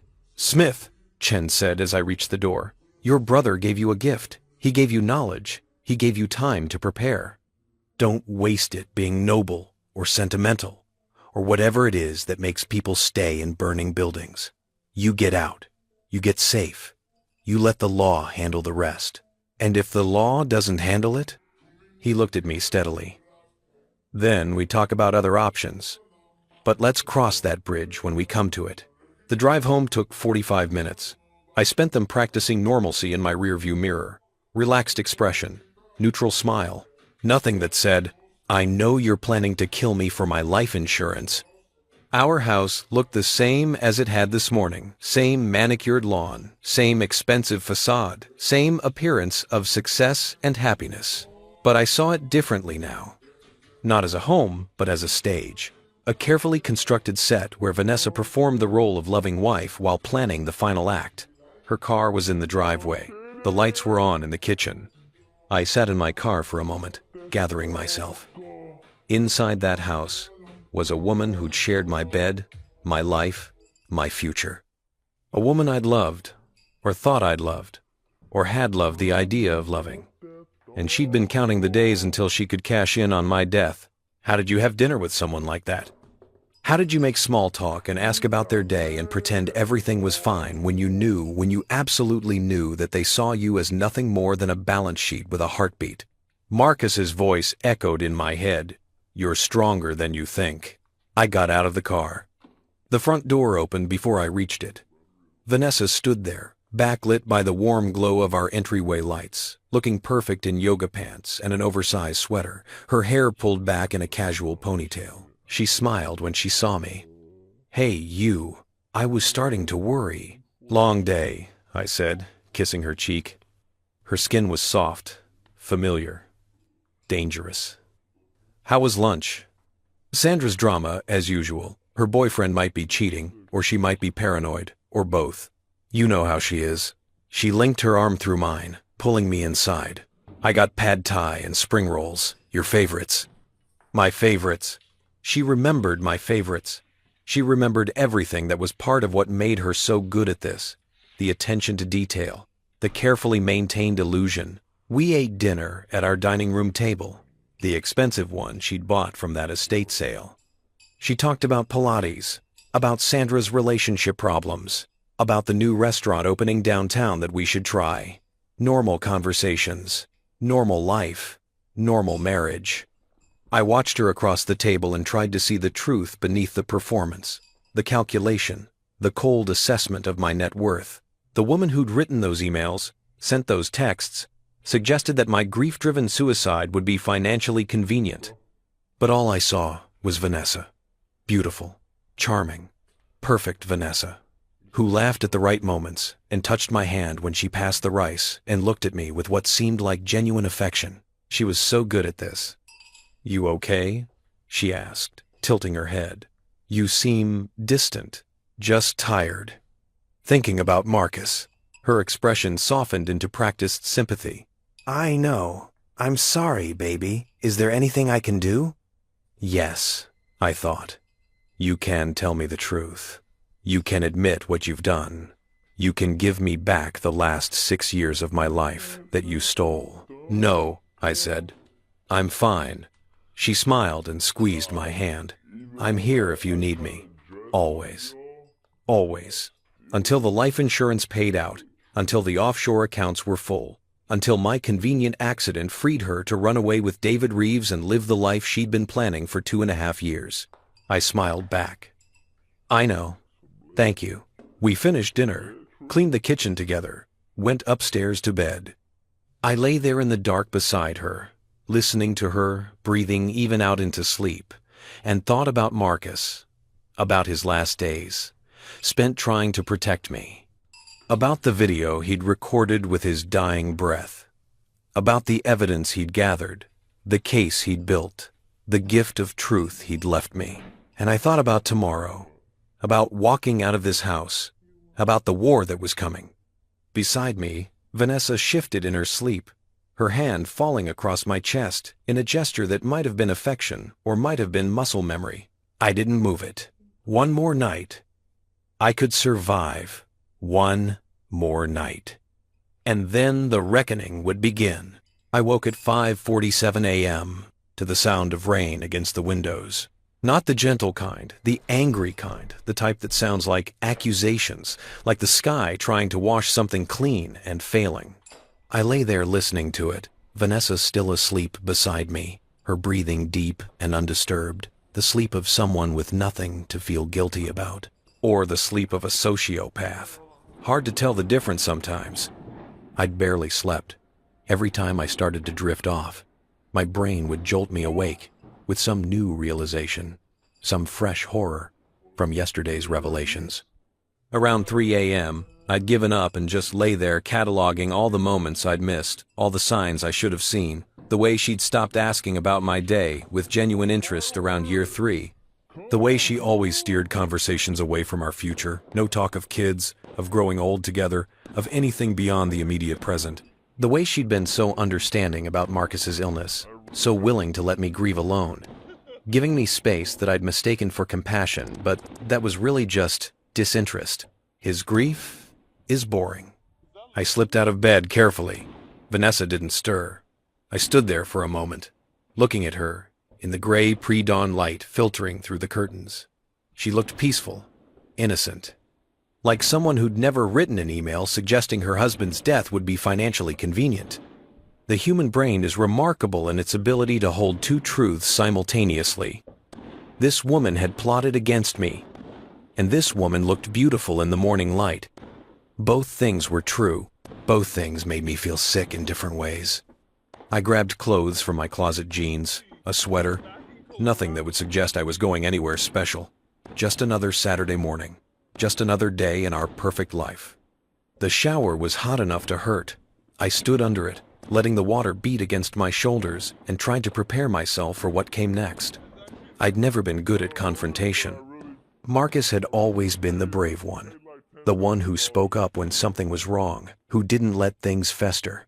I was the peacekeeper, the accommodator, the one who'd rather swallow discomfort than cause a scene. But Marcus was dead, and his last act had been to give me a spine. The least I could do was use it. I dressed, went downstairs, made coffee with hands that were steadier than I expected. The house was too quiet. Our neighborhood was always quiet. That's what we'd paid for. Insulation from the noise of real life. But this morning it felt oppressive. Like the silence before something breaks. I'd packed a bag last night after Vanessa fell asleep. Nothing obvious, just my laptop, some clothes, important documents, my grandfather's watch, things I couldn't replace. It was hidden in my car already, stashed in the trunk while I'd pretended to get something I'd forgotten. My phone showed 3 texts from Thomas Chen, all sent after midnight. Hotel reservation made.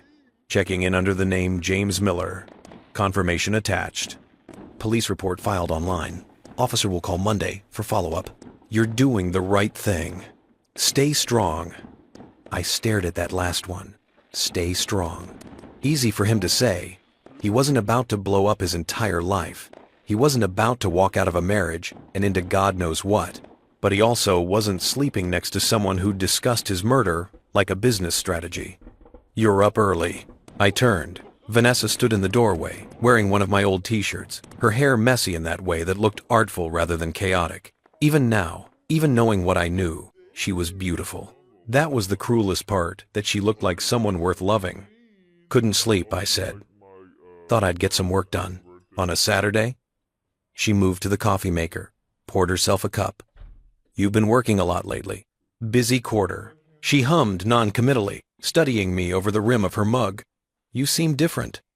My heart rate spiked, but I kept my voice casual. Different how? I don't know. Distant. Like you're somewhere else.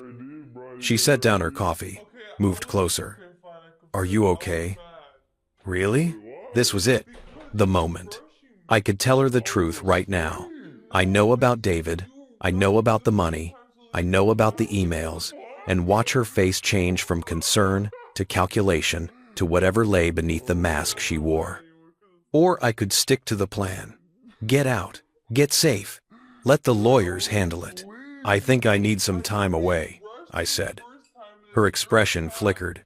Just for a second, something crossed her face that might have been relief or might have been concern. It was gone too fast to read. Away from what? From everything. This house, this life, the memories of Marcus, everywhere. I rubbed my face, and it wasn't hard to look exhausted, because I was exhausted. I need space to process, to grieve without feeling like I'm dragging you down with me. Vanessa's face softened into sympathy. Perfect, practiced sympathy. Baby, you're not dragging me down. I want to help you through this. I know, but I need to do this alone, just for a while. How long is a while? I don't know. A few days, maybe a week. I was thinking of getting a hotel, somewhere quiet, where I can just think. She was quiet for a moment, processing.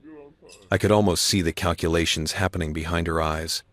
Was this good or bad for her plans? Did my absence make things easier or more complicated? If that's what you need, she said finally. I understand. Grief is hard. Everyone processes differently. Everyone processes differently. Such a reasonable thing to say. Such a caring, supportive wife thing to say. And underneath it, relief. I could feel it radiating off her like heat. She was glad I was leaving. Of course she was. My absence meant freedom, space to plan, time with David without having to sneak around. "Thank you," I said, "for understanding." She hugged me then, and I made myself hug her back, made myself breathe in the familiar scent of her shampoo, made myself not recoil from the touch of someone who'd written those words about me. What if he's just so sad he can't go on? "When are you thinking of leaving?" she asked, against my shoulder. "Today.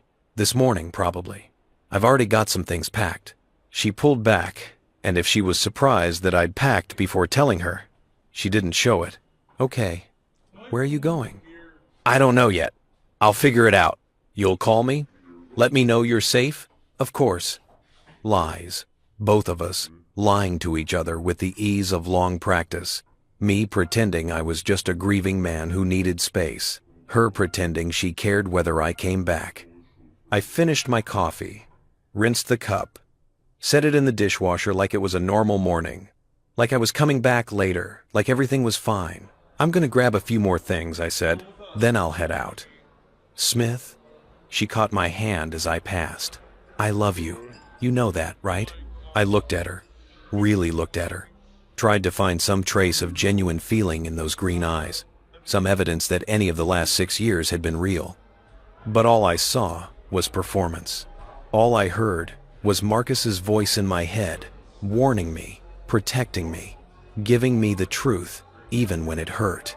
"I know," I said.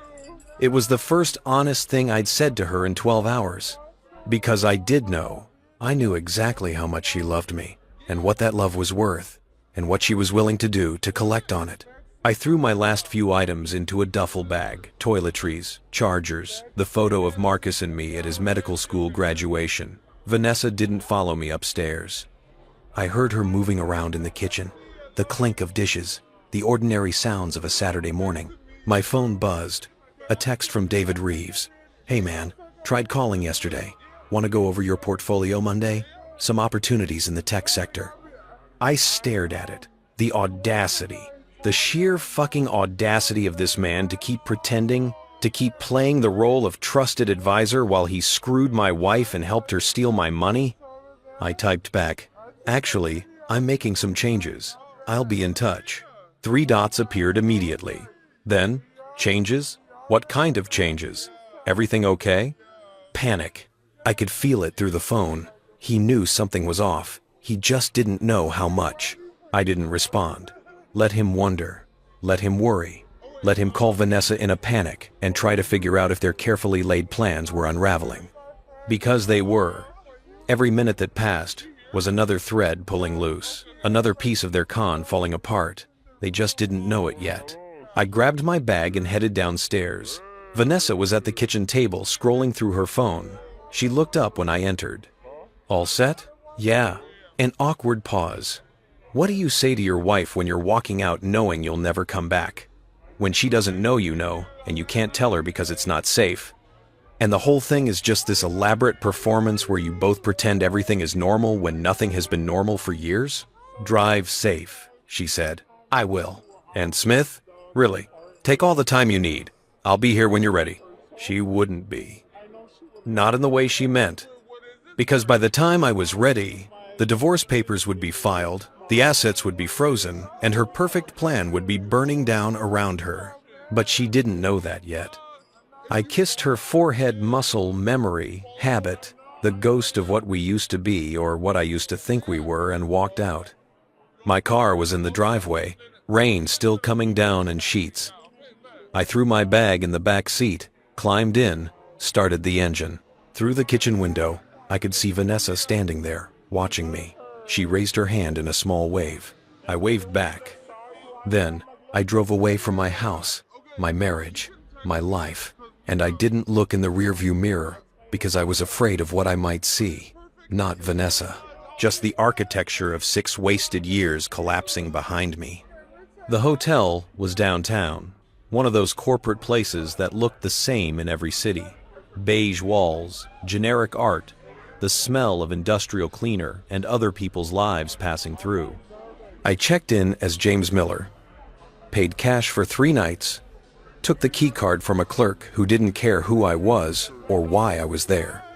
Room 447, 4th floor, facing the parking lot. No view, no charm. Perfect. I sat on the bed-firm mattress, scratchy comforter, the particular loneliness of hotel rooms, and tried to figure out what to do with myself. It was 9:23 on a Saturday morning. Vanessa thought I was processing grief. David probably knew something was wrong, but not what. Thomas Chen wouldn't be in his office until Monday. I was alone with the truth, and nothing to do but sit in it. My phone rang. Alicia. I answered. Hey yourself. Her voice was warm, familiar. Marcus's widow, my sister-in-law, the only person left who'd loved my brother as much as I had. I was thinking about you this morning. How are you holding up? The question almost broke me. Not Vanessa's performative concern, but this genuine care from someone who understood what it meant to lose Marcus.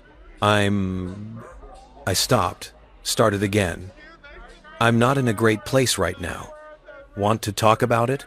Did I? Could I explain to Alicia that I'd discovered my wife's betrayal? That Marcus had died trying to protect me? That I was sitting in a hotel room registered under a fake name because I was afraid my spouse might kill me for insurance money? Not yet, I said. Soon, maybe, but not yet. Okay. She didn't push. That was Alicia. She understood that sometimes people needed space to fall apart before they could talk about it. I'm here, when you're ready, for anything. I know. Thank you. Oh, and Smith? I found something of Marcus's. He left letters. For me, for the kids, and one for you. A physical letter, not just the video. Richard didn't mention it because Marcus wanted me to give it to you personally. Can I drop it by sometime? A letter. Marcus had left me a letter. I'm not home right now. I'm away for a few days. Where? I looked around the bland hotel room. Processing. I just needed to get away from everything for a bit. I understand. When you're back, then. Or I can meet you somewhere, if you want. Whatever works.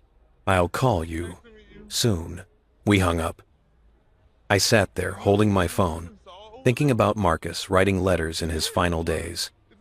One for his wife. One for each of his children. One for me. What had he said? What else had he needed to tell me that wasn't on that video, wasn't in the evidence files, wasn't in the documented proof of Vanessa's betrayal? My phone buzzed again. This time, a text from Vanessa. Miss you already. Take care of yourself. I stared at the heart emoji. Such a small thing. Such a hollow gesture. She'd probably sent the text while calling David, already planning their next move, already discussing what my sudden departure meant for their timeline. Another buzz. Chen, you out? Me? Yes. At the hotel. Good. Stay there. Don't contact Vanessa unless absolutely necessary. We file Monday morning. Understood. I set the phone down and lay back on the bed, staring at the ceiling. Somewhere in this city, Vanessa was in our house, probably on the phone with David, maybe panicking, maybe celebrating, maybe just recalculating. Somewhere, Thomas Chen was preparing documents that would tear apart my marriage legally. Somewhere, Alicia had a letter from my dead brother that I wasn't ready to read yet, and I was here, alone, safe, free. It didn't feel like freedom. It felt like drowning in slow motion. I spent the rest of Saturday in that hotel room, doing nothing. Not watching TV, not working, not even thinking, really. Just existing in that strange limbo between the life I'd had and the life I was going to have to build. My phone stayed silent, except for 2 more texts from Vanessa, one asking if I'd eaten lunch, one saying she was going to bed early, and hoped I was okay. Each message was a small performance, keeping up the act even though I'd left the stage. Sunday was worse. The weight of inactivity, of waiting, of knowing what was coming but not being able to make it come faster. I ordered room service that tasted like cardboard. I took a shower that didn't make me feel clean.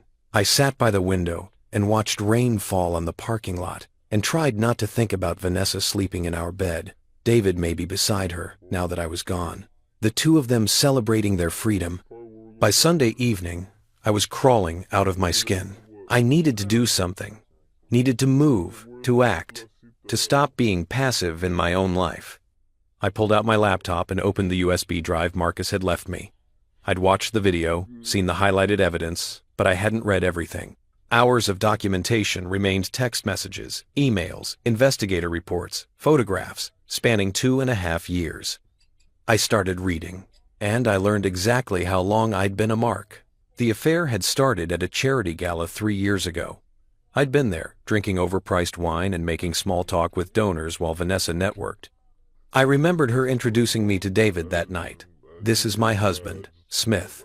David handles our investments. Isn't he wonderful?" I'd shaken his hand, thanked him for his good work, had no idea I was meeting the man who would spend the next 3 years sleeping with my wife while stealing my money. The text messages started 2 weeks later. I read them chronologically, watching the affair develop from flirtation to obsession, from stolen kisses to detailed plans for a future without me. They'd been careful at first, coded language, vague references, but as time went on, they got sloppy, or maybe just confident that I was too blind, too trusting, too boring to ever notice. They'd laughed about me, about how easy I was to manipulate, about how I believed everything Vanessa told me, because I wanted to believe it, because love made people stupid. He actually thanked me for the advice on moving $100K into that high-yield opportunity, David had texted. Doesn't even know it went straight to our Cayman account. God, this is almost too easy. I told you, Vanessa had written back. Smith sees what he wants to see. It's his superpower, willful blindness. I closed the laptop before I could throw it through the window. This is what Marcus had seen. This is what had eaten at him for a year. What he'd carried alone while dying. What he'd tried to protect me from until he couldn't anymore. And he'd been right. Every instinct that told him to warn me had been right. But he'd waited, gathered evidence, made sure I'd believe him when the time came. Because he'd known I'd need proof.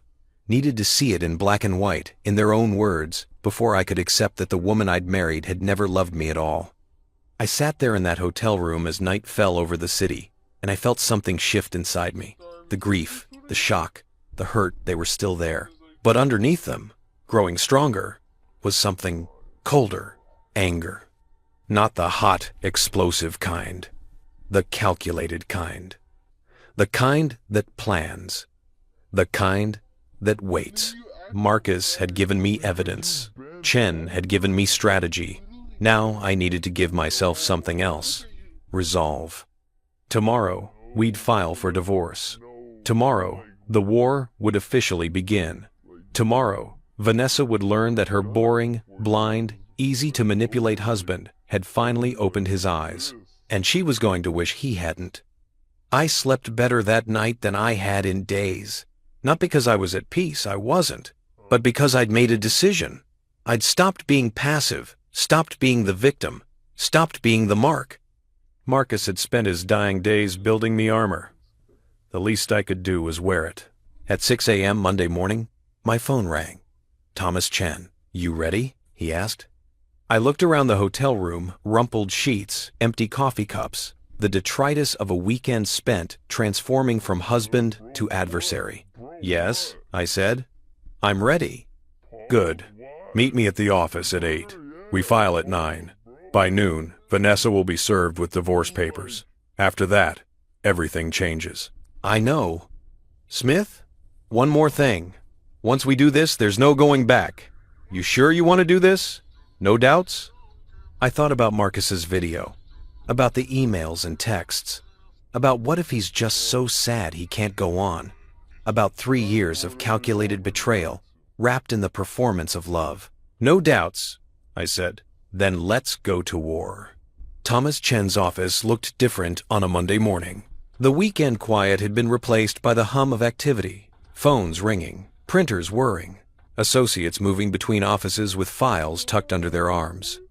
The machinery of law in motion, indifferent to individual pain, just processing cases like an assembly line processes parts. I sat in Chen's office at 8:15 a.m., watching him review the divorce petition one final time. The document was thick 37 pages of legal language that boiled down to, "My wife betrayed me, stole from me, and possibly planned to kill me, and I want out." Though the actual language was more restrained. Legal documents didn't deal in emotion, just facts, irreconcilable differences, asset dissipation, breach of fiduciary duty. Words that sounded sterile but meant my life was burning down. "This is good," Chen said, setting down the papers. "Tight, clean, no room for her to wiggle. We're asking for full reimbursement of the stolen funds, plus damages, plus legal fees. We're also requesting a restraining order, preventing her from accessing any accounts in your name or disposing of marital assets." Will we get it? The restraining order? Probably, given the evidence of asset dissipation. The reimbursement? Absolutely. The damages? He shrugged. Depends on the judge. But we have a strong case. Marcus made sure of that. Marcus. Always Marcus. Reaching back from death to protect me. "What happens after we file?" I asked. "We file at the courthouse at 9. Then we have her served. I've already arranged for a process server to deliver the papers to your house at 11. She'll have 30 days to respond. But practically speaking, things will start moving much faster than that. Her lawyer will contact me, probably by end of day. We'll start the discovery process, the negotiation, dance, all of it. And if she doesn't want to negotiate? Everyone negotiates eventually. But if she fights," Chen leaned back in his chair. "If she fights, this gets ugly. Public. We'll have to present all the evidence in court, the affair, the theft, the emails about your life insurance. Everything Marcus documented becomes part of the public record." She won't want that. No. David Reeves definitely won't want that. His career would be over. No one trusts a financial advisor who steals from clients, even if the client was married to his mistress. Chen's expression was cold. "That's our leverage. They'll want to settle quietly. Keep it all buried. We can use that." I thought about Vanessa opening the door to find a process server with divorce papers. Thought about the moment she realized I knew. Thought about her calling David, her voice tight with panic or rage or calculation. Part of me wished I could see her face when it happened. The rest of me never wanted to see her face again. "Let's do it," I said. The courthouse was downtown, a gray building that looked like justice, personified stern, unyielding, vaguely depressing. Chen and I took the elevator to the 3rd floor, walked past waiting rooms full of other people's broken marriages, other lives falling apart in increments. The filing clerk was a woman in her 60s with reading glasses on a chain and the expression of someone who'd seen it all twice. She took our papers without comment, stamped them, entered them into the system with keystrokes that sounded like small gunshots. "Case number DFL 202-409-847, she said, handing Chen a copy. "Petitioner is Smith Harrison. Respondent is Vanessa Harrison. Service deadline is 30 days from today." 30 days. But Vanessa would know in 2 hours. "Thank you," Chen said. We walked back to the elevator in silence. In the waiting room, a couple sat on opposite sides of the space, not looking at each other. The woman was crying quietly. The man was staring at his phone like it held answers. Two people who'd probably once loved each other, or thought they had, now reduced to opposite sides of a legal filing. That was going to be me and Vanessa. Except we'd never really loved each other. I'd loved her, maybe. She'd loved my bank account. "You okay?" Chen asked as we stepped outside. "I don't know what okay means anymore." "Fair enough." He checked his watch. "The process server should be at your house in about 90 minutes. You want to grab coffee? Wait it out somewhere?" I did. I didn't want to go back to that hotel room. Didn't want to sit alone with my thoughts for 90 minutes while I waited for Vanessa's world to explode. We found a coffee shop 2 blocks from Chen's office, one of those hipster places with exposed brick and baristas who took their craft very seriously. I ordered something I didn't taste, and sat at a corner table while Chen made phone calls, arranging the next steps of the war we just officially declared. My phone sat on the table between us, silent, waiting. At 10:47, Chen said, "Any minute now." At 10:52, my phone rang. Vanessa. Chen and I looked at each other. "That was fast," he said. "Server must have gotten there early. Don't answer." I didn't. Watched it ring through to voicemail, my wife's name on the screen, like an accusation. 30 seconds later, a text. "Call me. Now." Then another. "What the fuck, Smith?" Then, "You can't do this. We need to talk." The messages came rapid fire, each one stripping away more of the mask she usually wore. No more loving wife concerned about my grief. This was raw panic, barely controlled rage, the real Vanessa bleeding through. "You're making a huge mistake. This is about Marcus, isn't it? You're not thinking clearly. I love you. Please, just call me. Call me." Chen was reading over my shoulder. "She's spiraling. Good. Good? Means she's off balance. People make mistakes when they're panicking. She'll call David next, probably say something stupid over the phone. If she does, we'll get it in discovery." Another text. "Fine. Don't call. But you'll regret this. I promise you'll regret this." I stared at that last message. Was it a threat? A prediction? Or just the desperate flailing of someone whose con had been exposed? My phone rang again. David Reeves this time. "Definitely don't answer that one," Chen said. I didn't, but I saved the voicemail when it came through. Per Chen's instructions. Evidence. Everything was evidence now. Over the next hour, my phone became a weapon. 23 calls from Vanessa, 6 from David. Texts that ranged from pleading to threatening to bizarrely practical. "We should talk before lawyers get involved. This will cost us both so much money." Us. Like we were still a team. Like she hadn't spent 3 years stealing from me and planning my convenient death. At 12:15, my phone rang with a number I didn't recognize. I showed Chen. "That's probably her lawyer," he said. "Answer it. Be polite. But don't say anything substantive. Refer them to me," I answered. "Smith Harrison." "Mr. Harrison, this is Janet Kowalski. I'm an attorney representing Vanessa Harrison. I understand you filed for divorce this morning." Her voice was professional, carefully neutral. The voice of someone who'd done this 1,000 times, who knew all the moves in this particular dance. "That's correct. Mr. Harrison, I'm hoping we can resolve this amicably. Perhaps you and Mrs. Harrison could meet, discuss things privately, before this escalates. All communication should go through my attorney, Thomas Chen." I gave her his number. "Of course. But Mr. Harrison, as a personal matter, your wife is very upset. She says this is coming out of nowhere, that you've been struggling with grief, and perhaps aren't in the right state of mind to make major decisions. She's concerned about you." The audacity. The sheer fucking audacity. "Ms. Kowalski, I'm in perfect mental health. I'm also done talking. Contact my attorney." I hung up before she could respond. Chen was smiling. Well done. Cold. Professional. Didn't give her anything to work with. She said Vanessa thinks I'm not in my right mind. Standard strategy. They'll try to paint you as unstable, claim the grief over Marcus has made you irrational. That's why we have the evidence. Hard to claim someone's crazy when they have bank records and text messages proving fraud. My phone rang again. "Vanessa." I silenced it. "How long does this go on?" I asked. "The calling? Could be hours, could be days. Eventually she'll realize you're not going to engage, and she'll stop, or her lawyer will tell her to stop. Either way, don't respond. Let her scream into the void." I watched my phone light up over and over with her calls. Each ring felt like a small victory. She was losing control. The calm, collected, perfect Vanessa was cracking, and it showed. This was what Marcus had wanted me to see, not just the evidence of her betrayal, but this. The moment the mask slipped, the moment the real person underneath was forced into the light. By 2 p.m., the calls had slowed. By 3, they'd stopped entirely.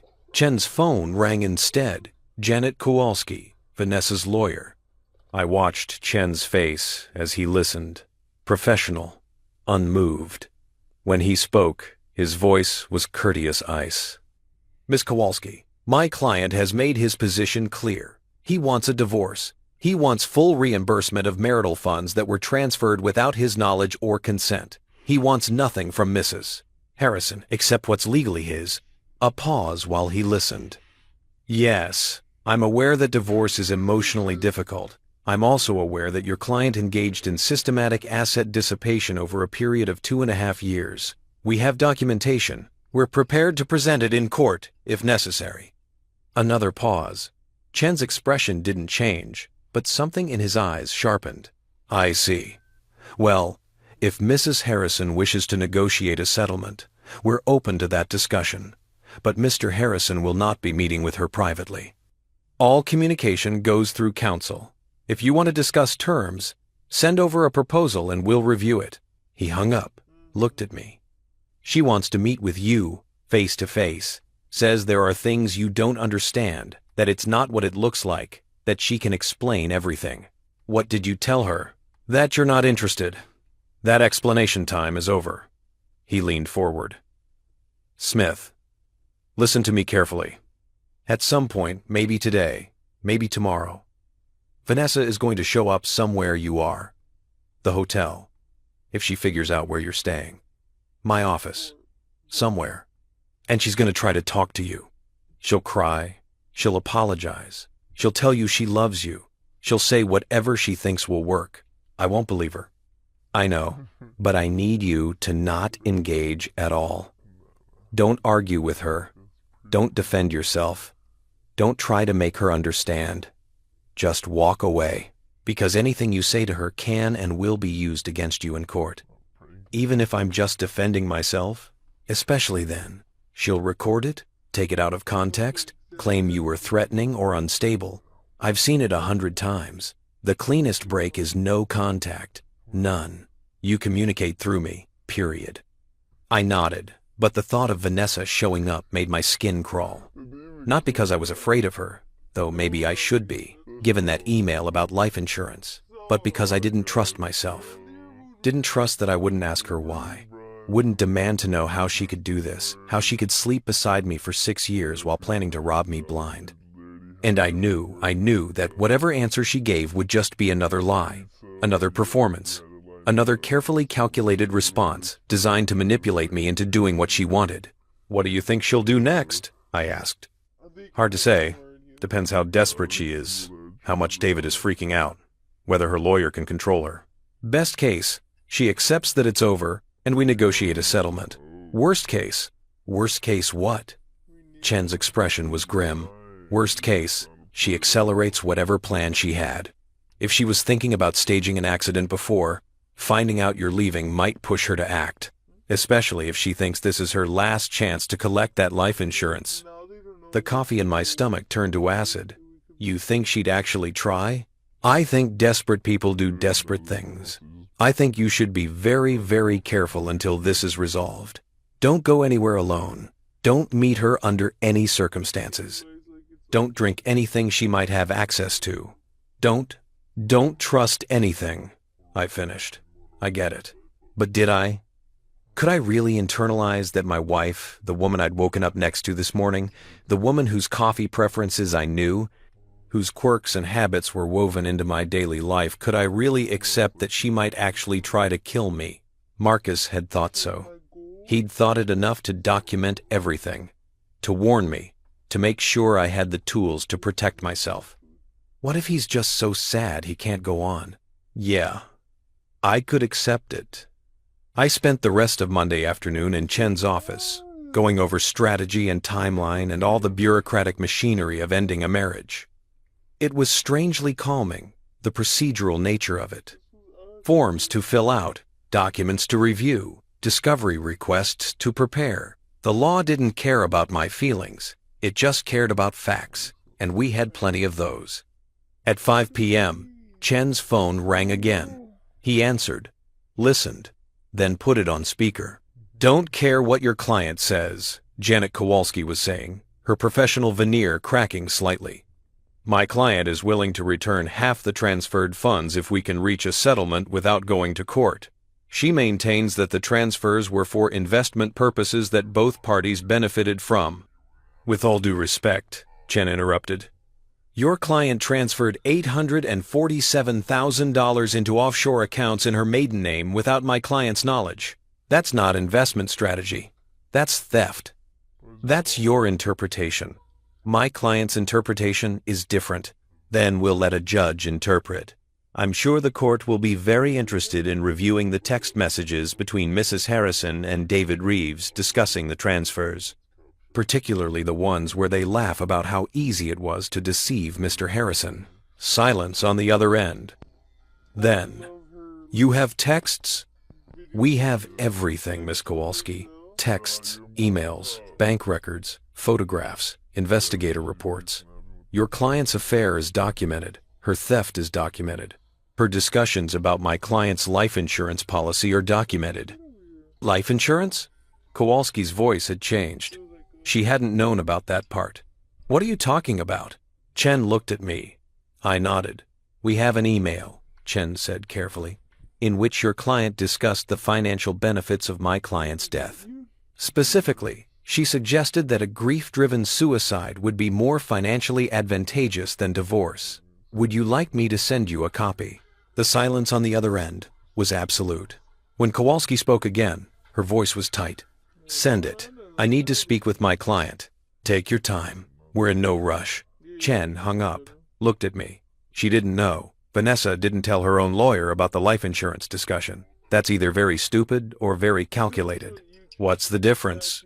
If she's stupid, she didn't think we'd find it. If she's calculated, she's keeping her options open. Either way, her lawyer just learned that this case is much worse than she thought. He started typing. I'm sending her the email now. Let's see what happens. What happened was nothing for 2 hours. Then, at 7:23 p.m., my phone lit up with a text from Vanessa. We need to talk. Please. I can explain the email. It's not what you think. I showed Chen. Don't respond. She's panicking. Her lawyer probably told her how bad that email looks, how it could be construed as conspiracy to commit murder. She's trying to control the damage. Another text. I never would have hurt you. It was just talk. Venting. I was angry. Please believe me. Then, I love you, Smith. I know you don't believe me, but I do. I always have. I watched the messages come through and felt nothing. Not anger, not sadness, not even satisfaction that she was scared. Just nothing. Like she was a stranger whose problems didn't concern me. You good? Jen asked. Yeah, I said. I'm good. And I was. For the first time since I'd watched Marcus's video, I felt steady, grounded, like I'd made it through the worst of the storm and was standing on solid ground again. The war was just beginning. I knew that. There would be court dates and negotiations, and probably more attempts by Vanessa to manipulate her way back into my life. David would lawyer up. Things would get ugly. But I had Marcus's evidence. I had Chen's expertise. And I had something else. Something I'd lost somewhere along the way in my marriage, and was just now finding again. My spine. Marcus had given me that. His last gift. The truth, yes, but also the courage to act on it. You're stronger than you think, little brother. Maybe I was. Maybe I'd always been, and I just needed someone to remind me. My phone buzzed again. Another text from Vanessa. Please, just 5 minutes. Let me explain. I turned the phone face down on Chen's desk. I'm ready to go, I said. Chen nodded. Hotel. Yeah, hotel. He walked me to the elevator. Before I got in, he put a hand on my shoulder. You did good today, Smith. Your brother would be proud. The elevator doors closed on whatever expression was on my face. I didn't trust myself to speak. But Chen was right. Marcus would be proud. And tomorrow, we'd keep fighting. The hotel room felt smaller on Tuesday morning. Not physically, same beige walls, same generic furniture, same view of the parking lot where rain pooled in the potholes like small graves, but smaller in the sense that the walls were closing in, That staying hidden felt less like safety and more like cowardice. I'd been awake since 4 a.m., scrolling through Marcus's evidence files again, each document a fresh cut. At some point during the night, I'd moved past anger into something colder. Archaeological curiosity, maybe. Studying the remains of my marriage like it was an ancient civilization, trying to understand how people could build something so elaborate on such rotten foundations. There was a text message I kept coming back to, dated 14 months ago. Vanessa to David. He asked me today if I wanted kids, just out of nowhere, over breakfast. Do you think we should start trying? I almost laughed. Imagine bringing his boring genes into the world. Imagine being tied to him for 18 more years. I just smiled and said, soon, maybe. Let's wait until our finances are more stable. He believed me. He always believes me. I'd wanted children. We'd talked about it early in our marriage, before I'd learned to stop bringing it up, because every conversation ended with, not yet, or soon, or let's wait. I'd thought she was being practical, thoughtful, making sure we were ready. She'd just been running out the clock on a con. My phone buzzed. Alicia, morning. I know you said you needed space, but I really think you should have Marcus's letter. Can I bring it to you? Wherever you are. I stared at the message. Part of me wanted to keep hiding, keep avoiding anything that might crack the numbness I'd built around myself. But Marcus had written me a letter, his last words, beyond the video. And I owed it to him, to both of us, to read them. I'm at the Marriott downtown, I typed. Room 447, registered under James Miller. 3 dots appeared. Then, be there in 30. Alicia looked tired when I opened the door. Not the acute exhaustion of new grief that had settled into something chronic. The permanent weariness of someone learning to live with a hole in their life that would never fill.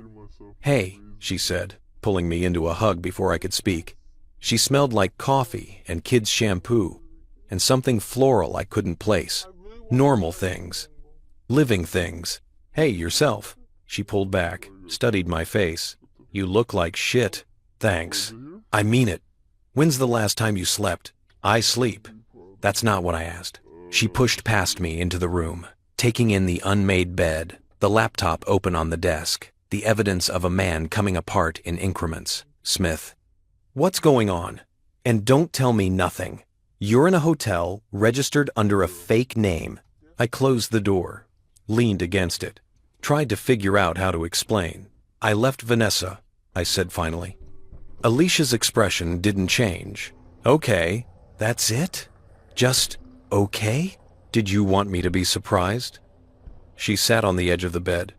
Smith, I've been watching you disappear into that marriage for years. Marcus saw it too. We used to talk about it, actually. About how you'd changed, how you'd become smaller. Why didn't you say anything? Because you loved her, or you thought you did. And who were we to tell you that your marriage was making you miserable? She paused. But I'm glad you left. I'm glad you finally saw it. Saw what? That she was wrong for you. That she was... Alicia stopped herself. Marcus's letter will explain better than I can. He wrote it a week before he died. Made me promise to give it to you after you knew. After I knew what? After you watched the video.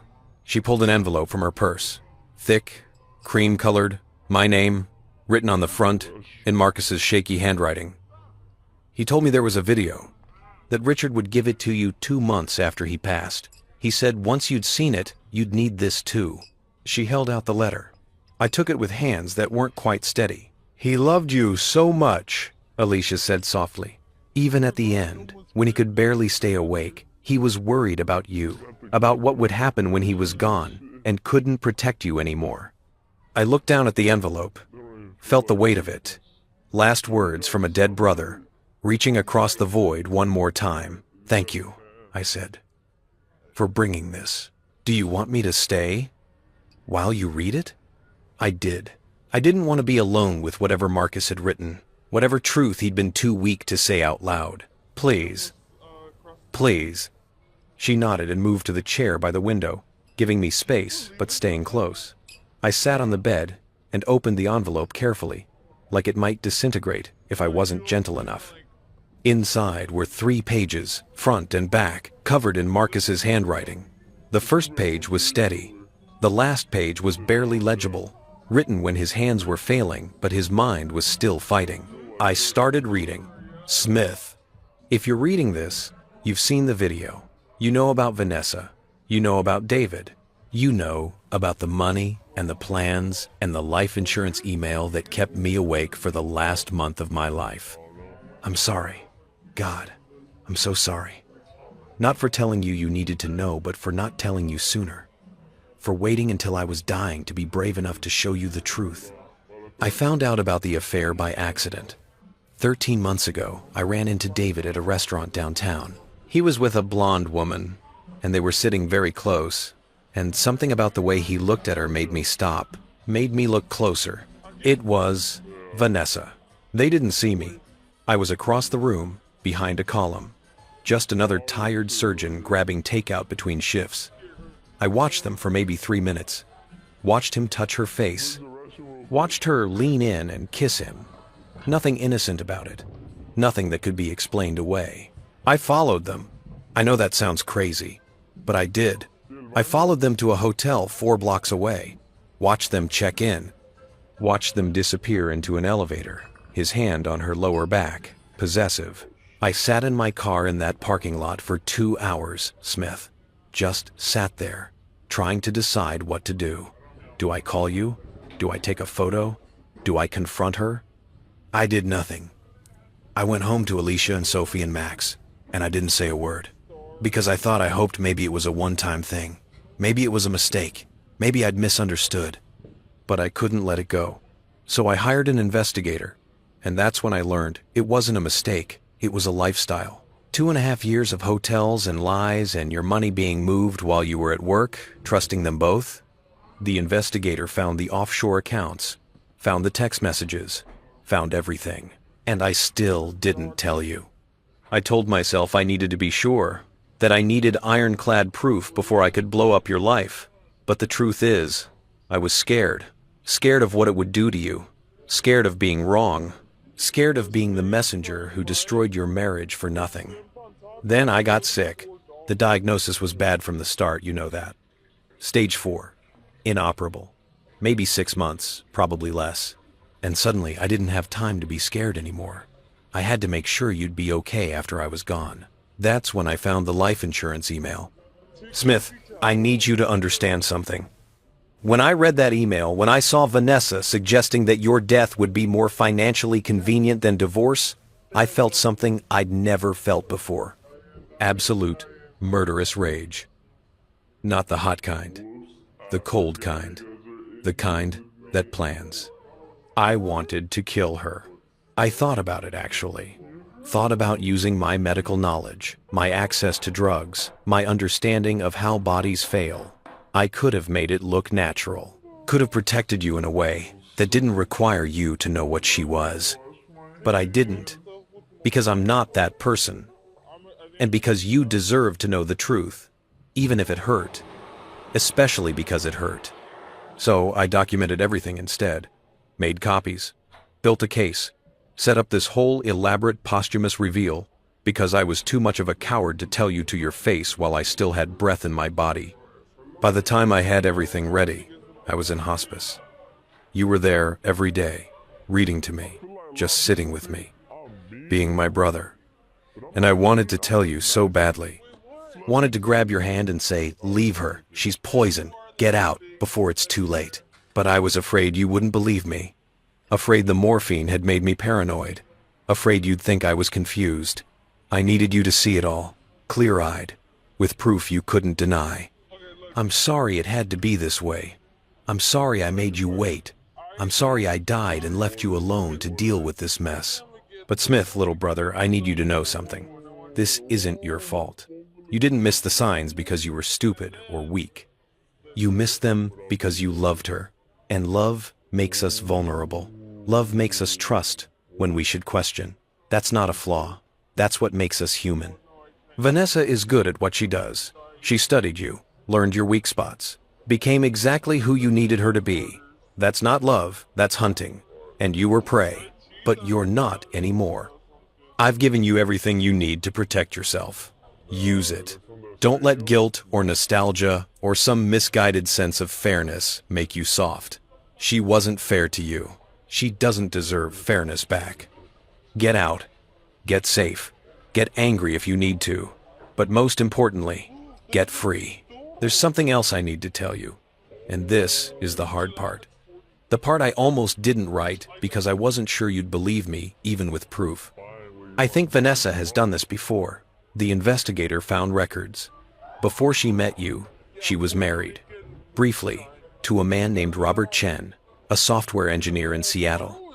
The marriage lasted 18 months. He died in a car accident 3 months before the divorce was finalized. She inherited everything. $400,000 in life insurance, plus his 401k, plus his half of their condo. She sold it all within 6 months and disappeared into a new city with a new name. Her maiden name isn't Pierce, Smith, it's Peterson. She changed it legally 2 years before you met her. I don't know why. The investigator couldn't find any obvious reason, no criminal record, no bankruptcy, no scandal. Just a quiet name change and a move to a new city. I can't prove she killed Robert Chen. The police ruled it an accident, wet roads, late night, he lost control. But the investigator found something. Robert had filed for divorce 3 weeks before he died. He'd discovered Vanessa was having an affair with his business partner. He'd moved half their money into a separate account. 2 weeks later, he was dead. I'm not saying this to scare you. I'm saying it so you understand what you're dealing with. Vanessa isn't just a gold digger or a cheater. She's a predator. And predators don't stop hunting because they've been caught. They just get more careful. Please, Smith, be careful. Be paranoid. Don't trust anything she says or does until this is completely finished. Don't meet her alone. Don't drink anything she might have access to. Don't go anywhere isolated. I know this sounds extreme.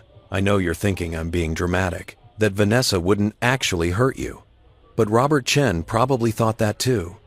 I love you, little brother. 7 minutes older and still trying to protect you. Some things never change. Use the evidence. Trust Thomas Chen, he's a good lawyer, and he knows everything. And remember that being free is worth whatever pain it takes to get there. You're gonna be okay. Better than okay. You're gonna remember who you were before her, before you learned to make yourself smaller to fit in her world. That Smith, the real one, he's still in there. And I can't wait to see him again. Even if I'll only be watching from wherever dead brothers watch from. I love you. I'm sorry. And I'm so proud of you. Marcus, P.S. Tell Sophie and Max about me sometimes. The good stuff, the dumb stuff. How I used to make you laugh until you couldn't breathe. How we were two halves of the same person before life made us different shapes. I want them to know their uncle. I want them to know we were brothers first, best friends second, and that nothing, not death, not time, not distance, ever changed that. I read it twice. Then a third time, the words blurring as something hot and sharp built behind my eyes. Alicia was crying quietly in her chair. She'd probably read this already, probably knew everything Marcus had written, but it still hurt to hear it again, to be reminded of what we'd lost. He found out she'd been married before? I said finally, my voice rough. He told me, 2 weeks before he died. He was so angry, Smith, so scared for you. He made me promise that if anything happened to you, anything suspicious, I'd make sure the police looked at Vanessa. He documented everything about Robert Chen, too. It's probably in the files he left you.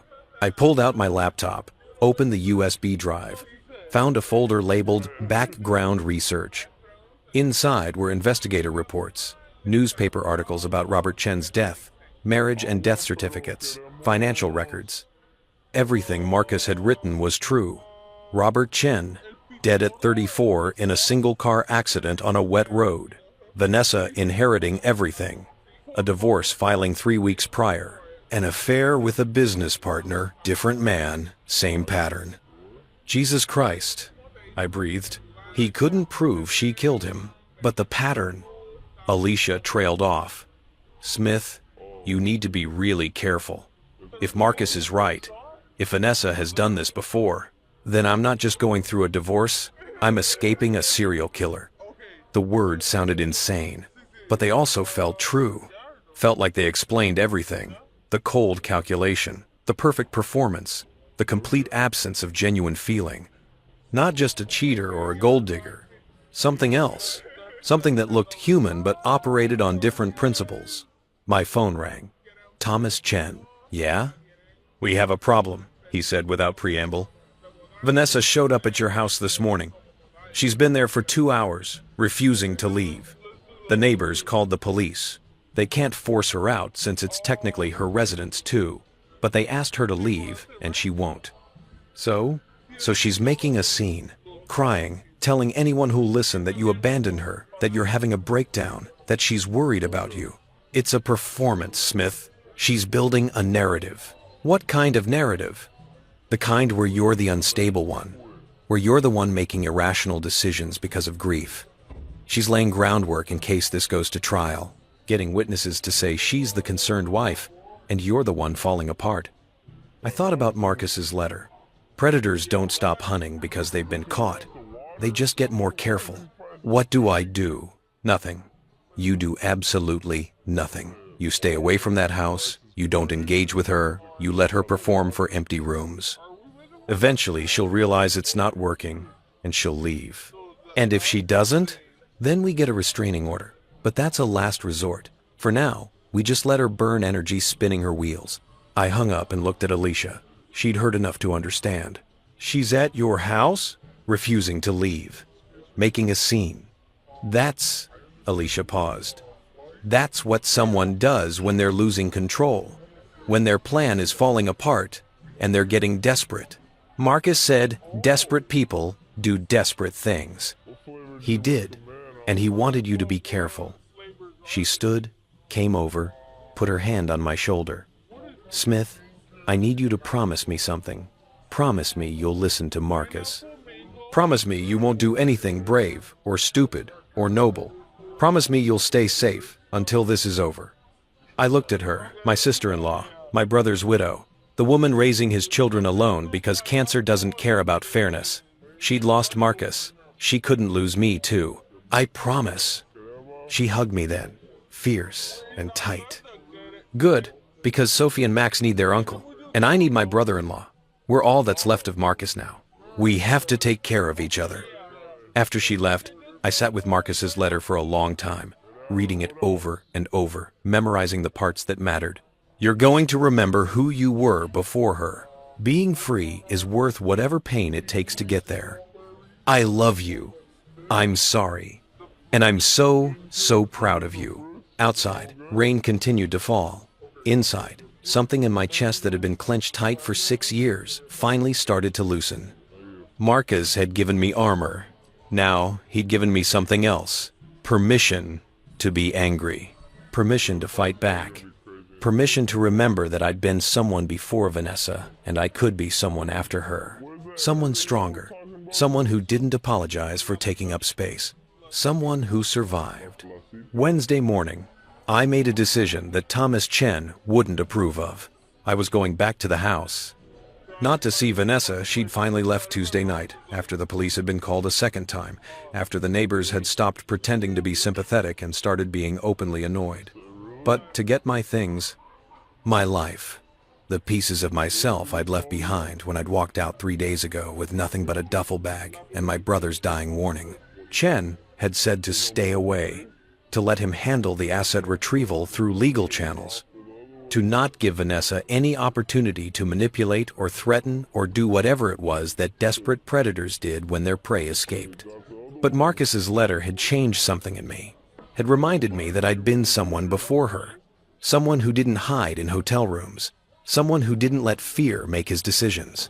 You're stronger than you think. Time to prove it. I drove to the house at 10 a.m., knowing Vanessa taught Pilates on Wednesday mornings, knowing she'd be gone, at least for a few hours, knowing I could get in and out without confrontation. The neighborhood looked the same: manicured lawns, expensive cars, the kind of wealth that whispered its superiority. Our house sat at the end of the cul-de-sac, all modern angles and designer landscaping, looking exactly like the life we'd built together, perfect on the outside, rotting within. I parked in the driveway, sat there for a moment, gathering myself. This house had been my home for 4 years. We'd picked it out together, or I'd thought we had. Now I realized Vanessa had picked it, the location, the layout, the price point, and I just agreed, because that's what I'd always done. Agreed, accommodated, made myself smaller. My key still worked. The door swung open to reveal a space that looked both familiar and alien. Our living room, our furniture, our accumulated things, but not our life. Never our life. Just the stage dressing for a long con.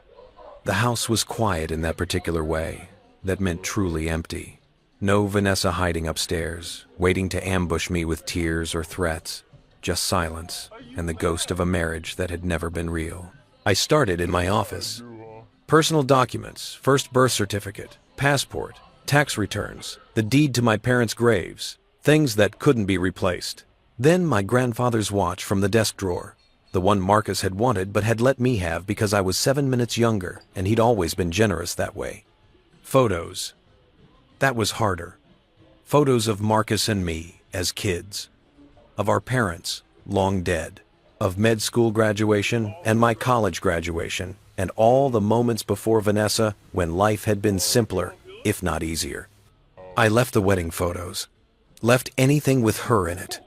Those memories belonged to someone else now. Some other Smith who'd believed in love and trust and all the things that seemed quaint from this side of betrayal. I was loading boxes into my car when I heard it. A car door slamming. Footsteps on the driveway. Vanessa. She stood there in yoga pants and a sports bra, her hair pulled back, her face without makeup. Even now, even knowing what I knew, she looked beautiful. That was her weapon. That had always been her weapon. Smith. My name in her mouth sounded like an accusation and a plea. You came home. This isn't home anymore. I'm just getting my things. We need to talk. We don't. All communication goes through our lawyers. I moved to get another box from the house, but she stepped in front of me, blocking the door. Close enough that I could smell her perfume, the same one she'd worn on our first date, the one I'd bought her for Christmas every year because she'd said she loved it. Lies. All of it. She'd probably hated it. Probably threw out the bottles and bought what she actually liked. Probably laughed with David about the boring husband who couldn't even get perfume right. Please, she said, and there were tears in her eyes. Perfect tears. The kind that made you want to comfort her, want to fix whatever was wrong. Please just listen. For 5 minutes. That's all I'm asking. I've listened enough. I've heard everything I need to hear. You don't understand. That video, whatever Marcus showed you, it's out of context. He was sick, Smith. He was confused. He saw things that weren't there. The audacity. The sheer fucking audacity to blame Marcus. To use his death, his illness, as cover for her lies. Marcus wasn't confused. Marcus had bank records, text messages, emails, photos, 2.5 years of documentation that shows exactly what you are. Her expression shifted. The tears stopped like someone had flipped a switch. What I am? You want to know what I am? I'm the woman who stayed with you when you were boring and needy and so wrapped up in your dead brother that you could barely function. I'm the woman who smiled through dinner parties with your mediocre friends and pretended to care about your mediocre job and your mediocre life. There it was. The mask slipping. The real Vanessa bleeding through. I gave you 6 years, she continued, voice rising. 6 years of pretending you were interesting.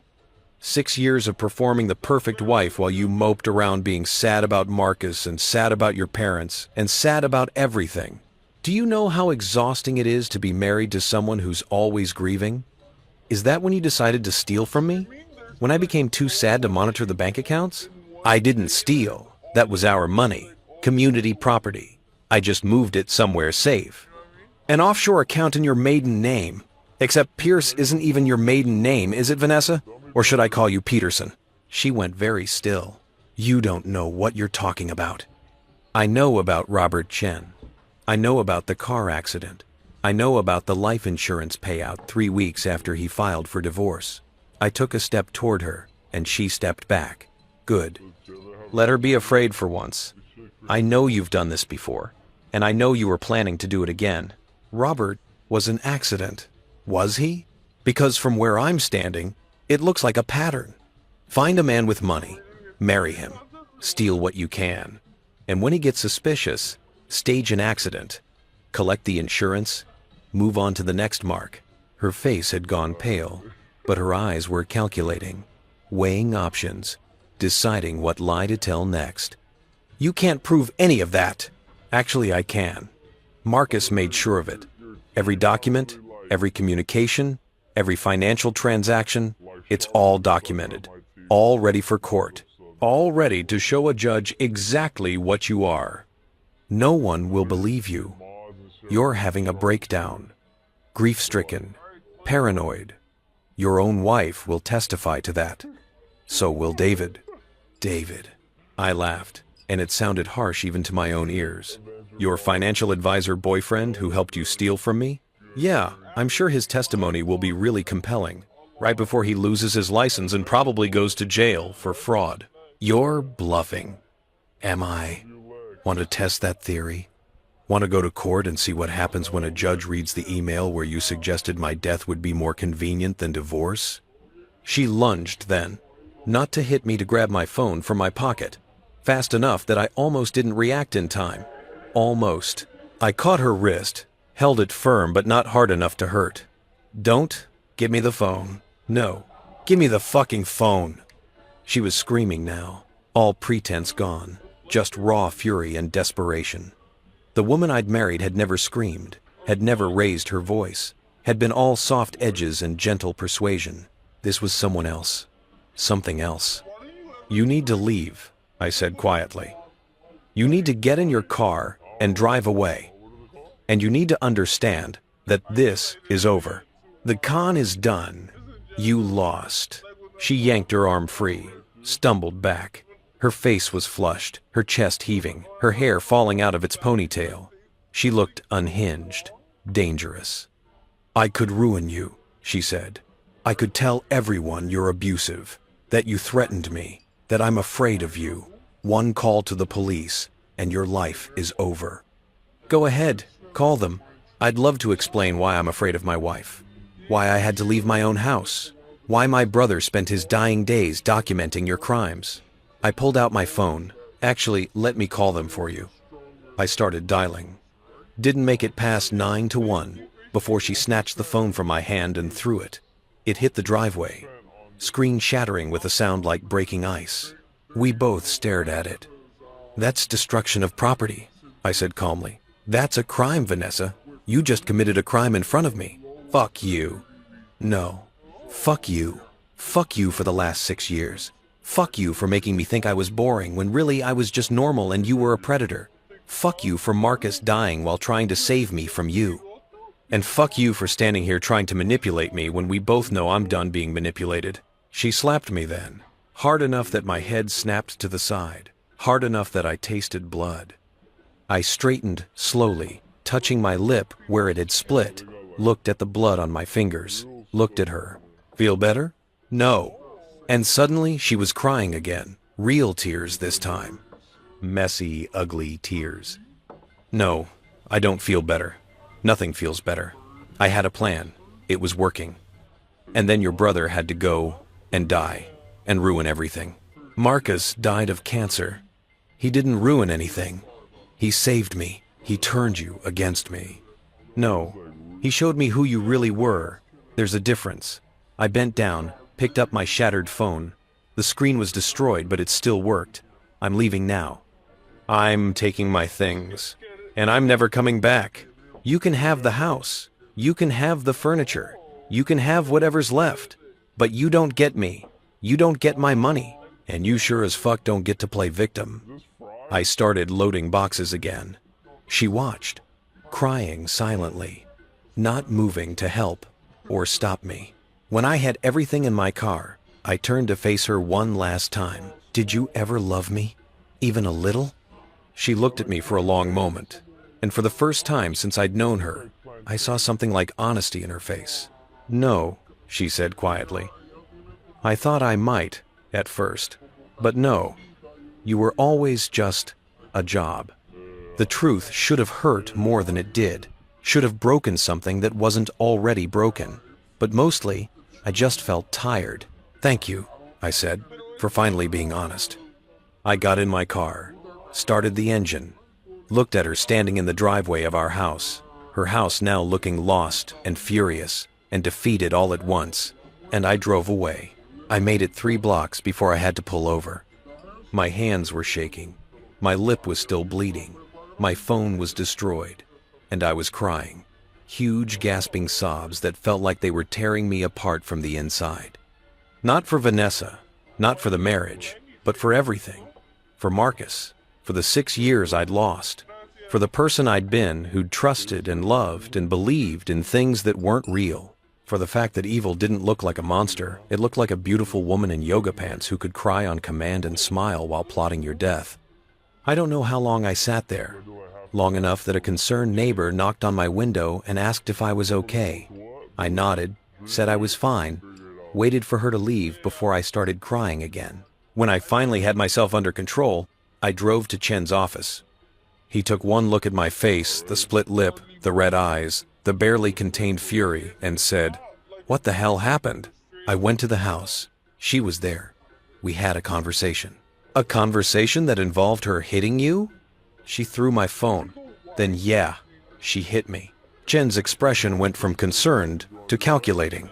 "Did anyone see this?" "I don't think so." "Why?" "Because that's assault. We can file charges."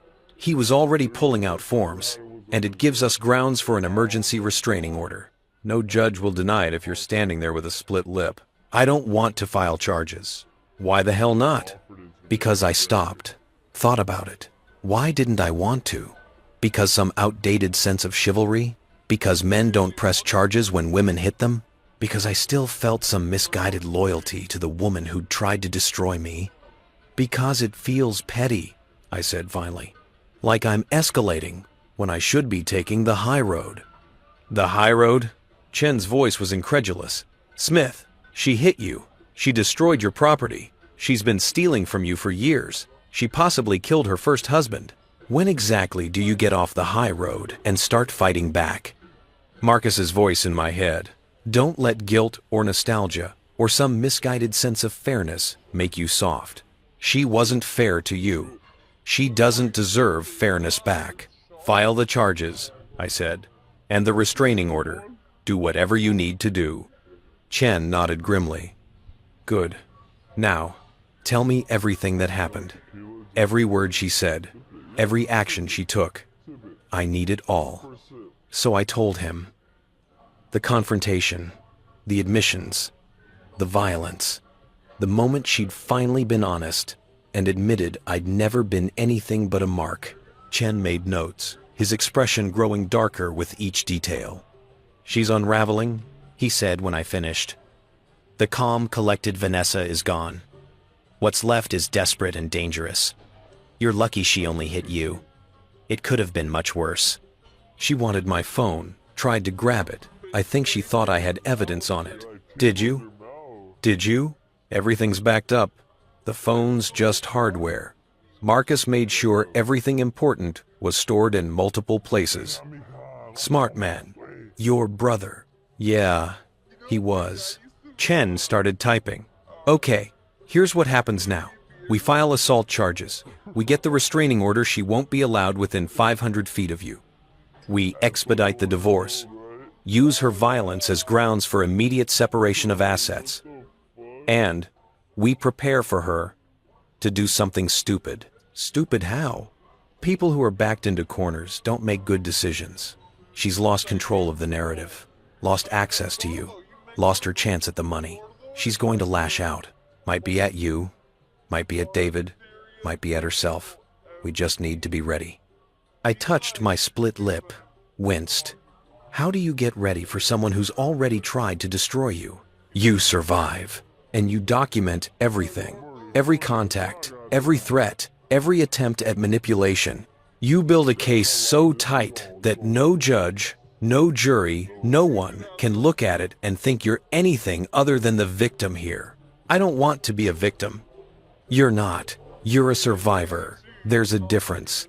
Chen looked at me seriously. Your brother gave you the tools. I'm giving you the strategy. But you need to give yourself permission to win.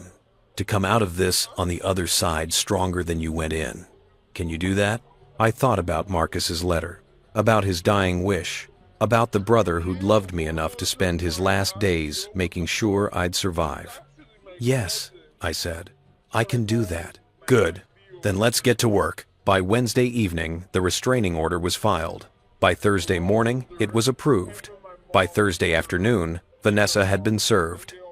Her lawyer called Chen, furious. This is harassment. Your client confronted my client at her home. His home? Chen interrupted. Community property. He has every right to be there. And your client committed assault. We have photos of his injuries. Would you like to see them? A long pause. Then, we'd like to discuss a settlement. I'm sure you would.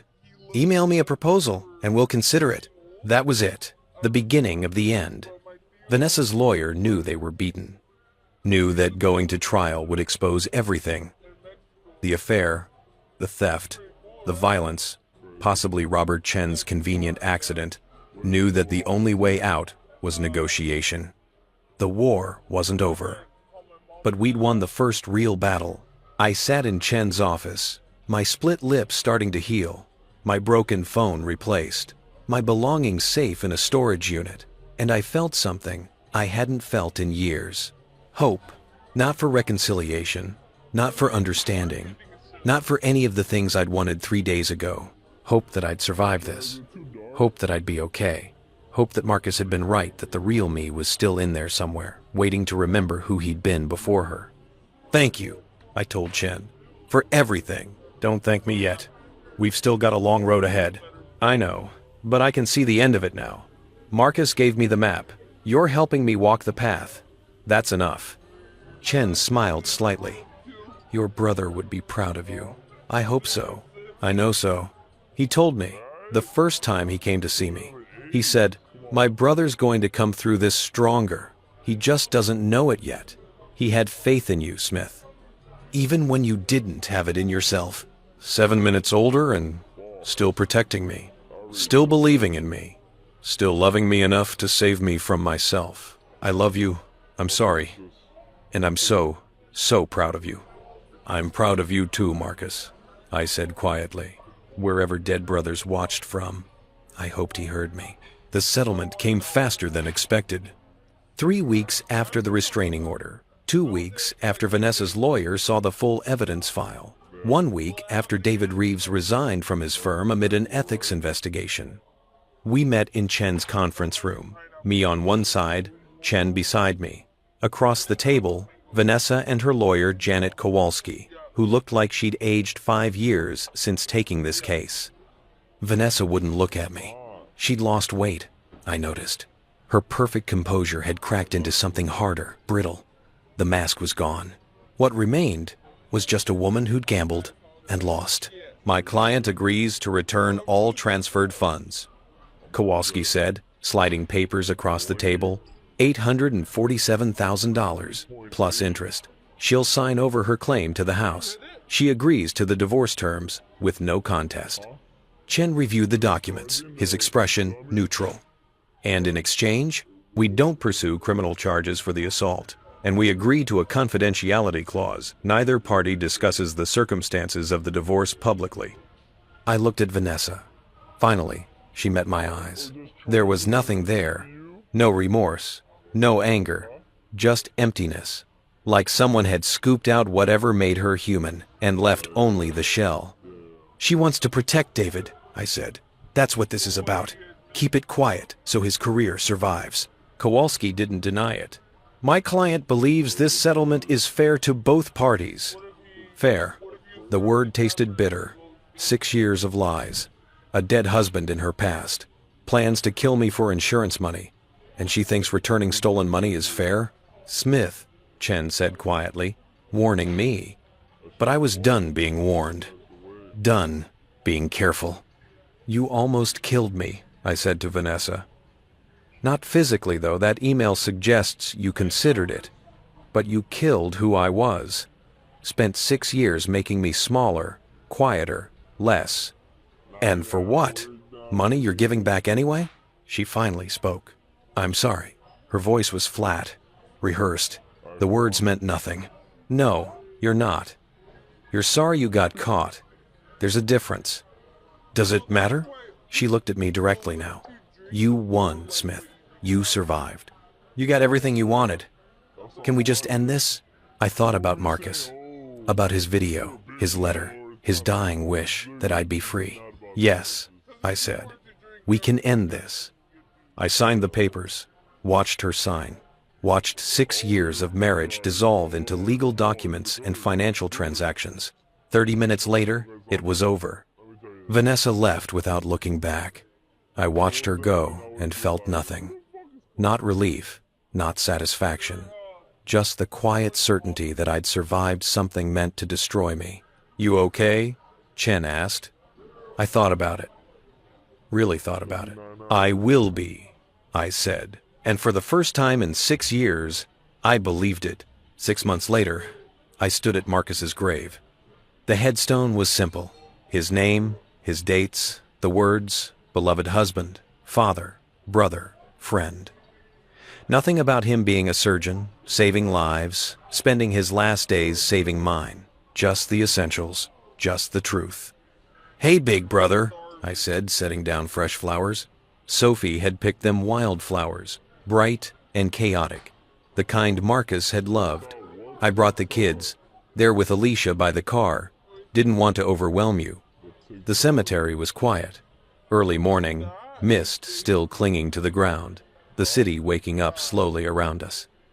I'd started coming here weekly, not out of obligation, just because I wanted to. Because Marcus was gone but not absent. Because brothers don't stop being brothers just because one of them stops breathing. The divorce is final, I continued. Vanessa signed everything last week. I got the house, though I'm selling it. Too many ghosts. Too many rooms that were never really mine. A bird landed on Marcus's headstone, looked at me, flew away. I got a new job. Smaller firm, better people. Turns out, I'm good at what I do when I'm not being sabotaged. Who knew? I smiled. You knew. You always knew. The settlement money had come through. Every penny Vanessa had stolen returned with interest. I'd put half in trust for Sophie and Max. Use the rest for a fresh start. New apartment, new life, new version of myself that looked suspiciously like the old version, the one before her. Alicia's doing better. The kids too. Sophie drew you another picture. Max said his first sentence last week, Dada home, broke Alicia's heart in the best way. I paused. They're going to be okay, Marcus. We all are. A text buzzed. Take your time. We're making a snowman. I looked back at the headstone, at my brother's name carved in granite, permanent, unchanging, unlike everything else.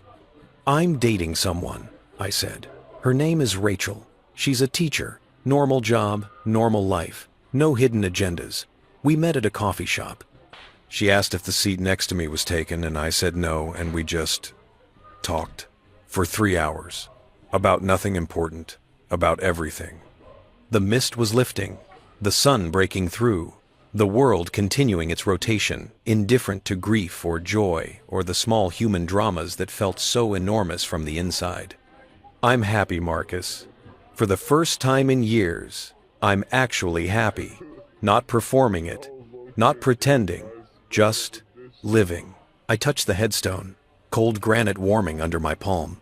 Thank you for the video, for the evidence, for loving me enough to save me even when it cost you everything. You gave me my life back. I'm not going to waste it.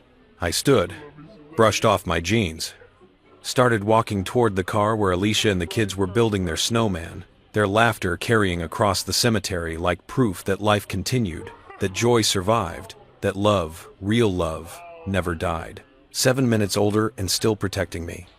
Some things never change.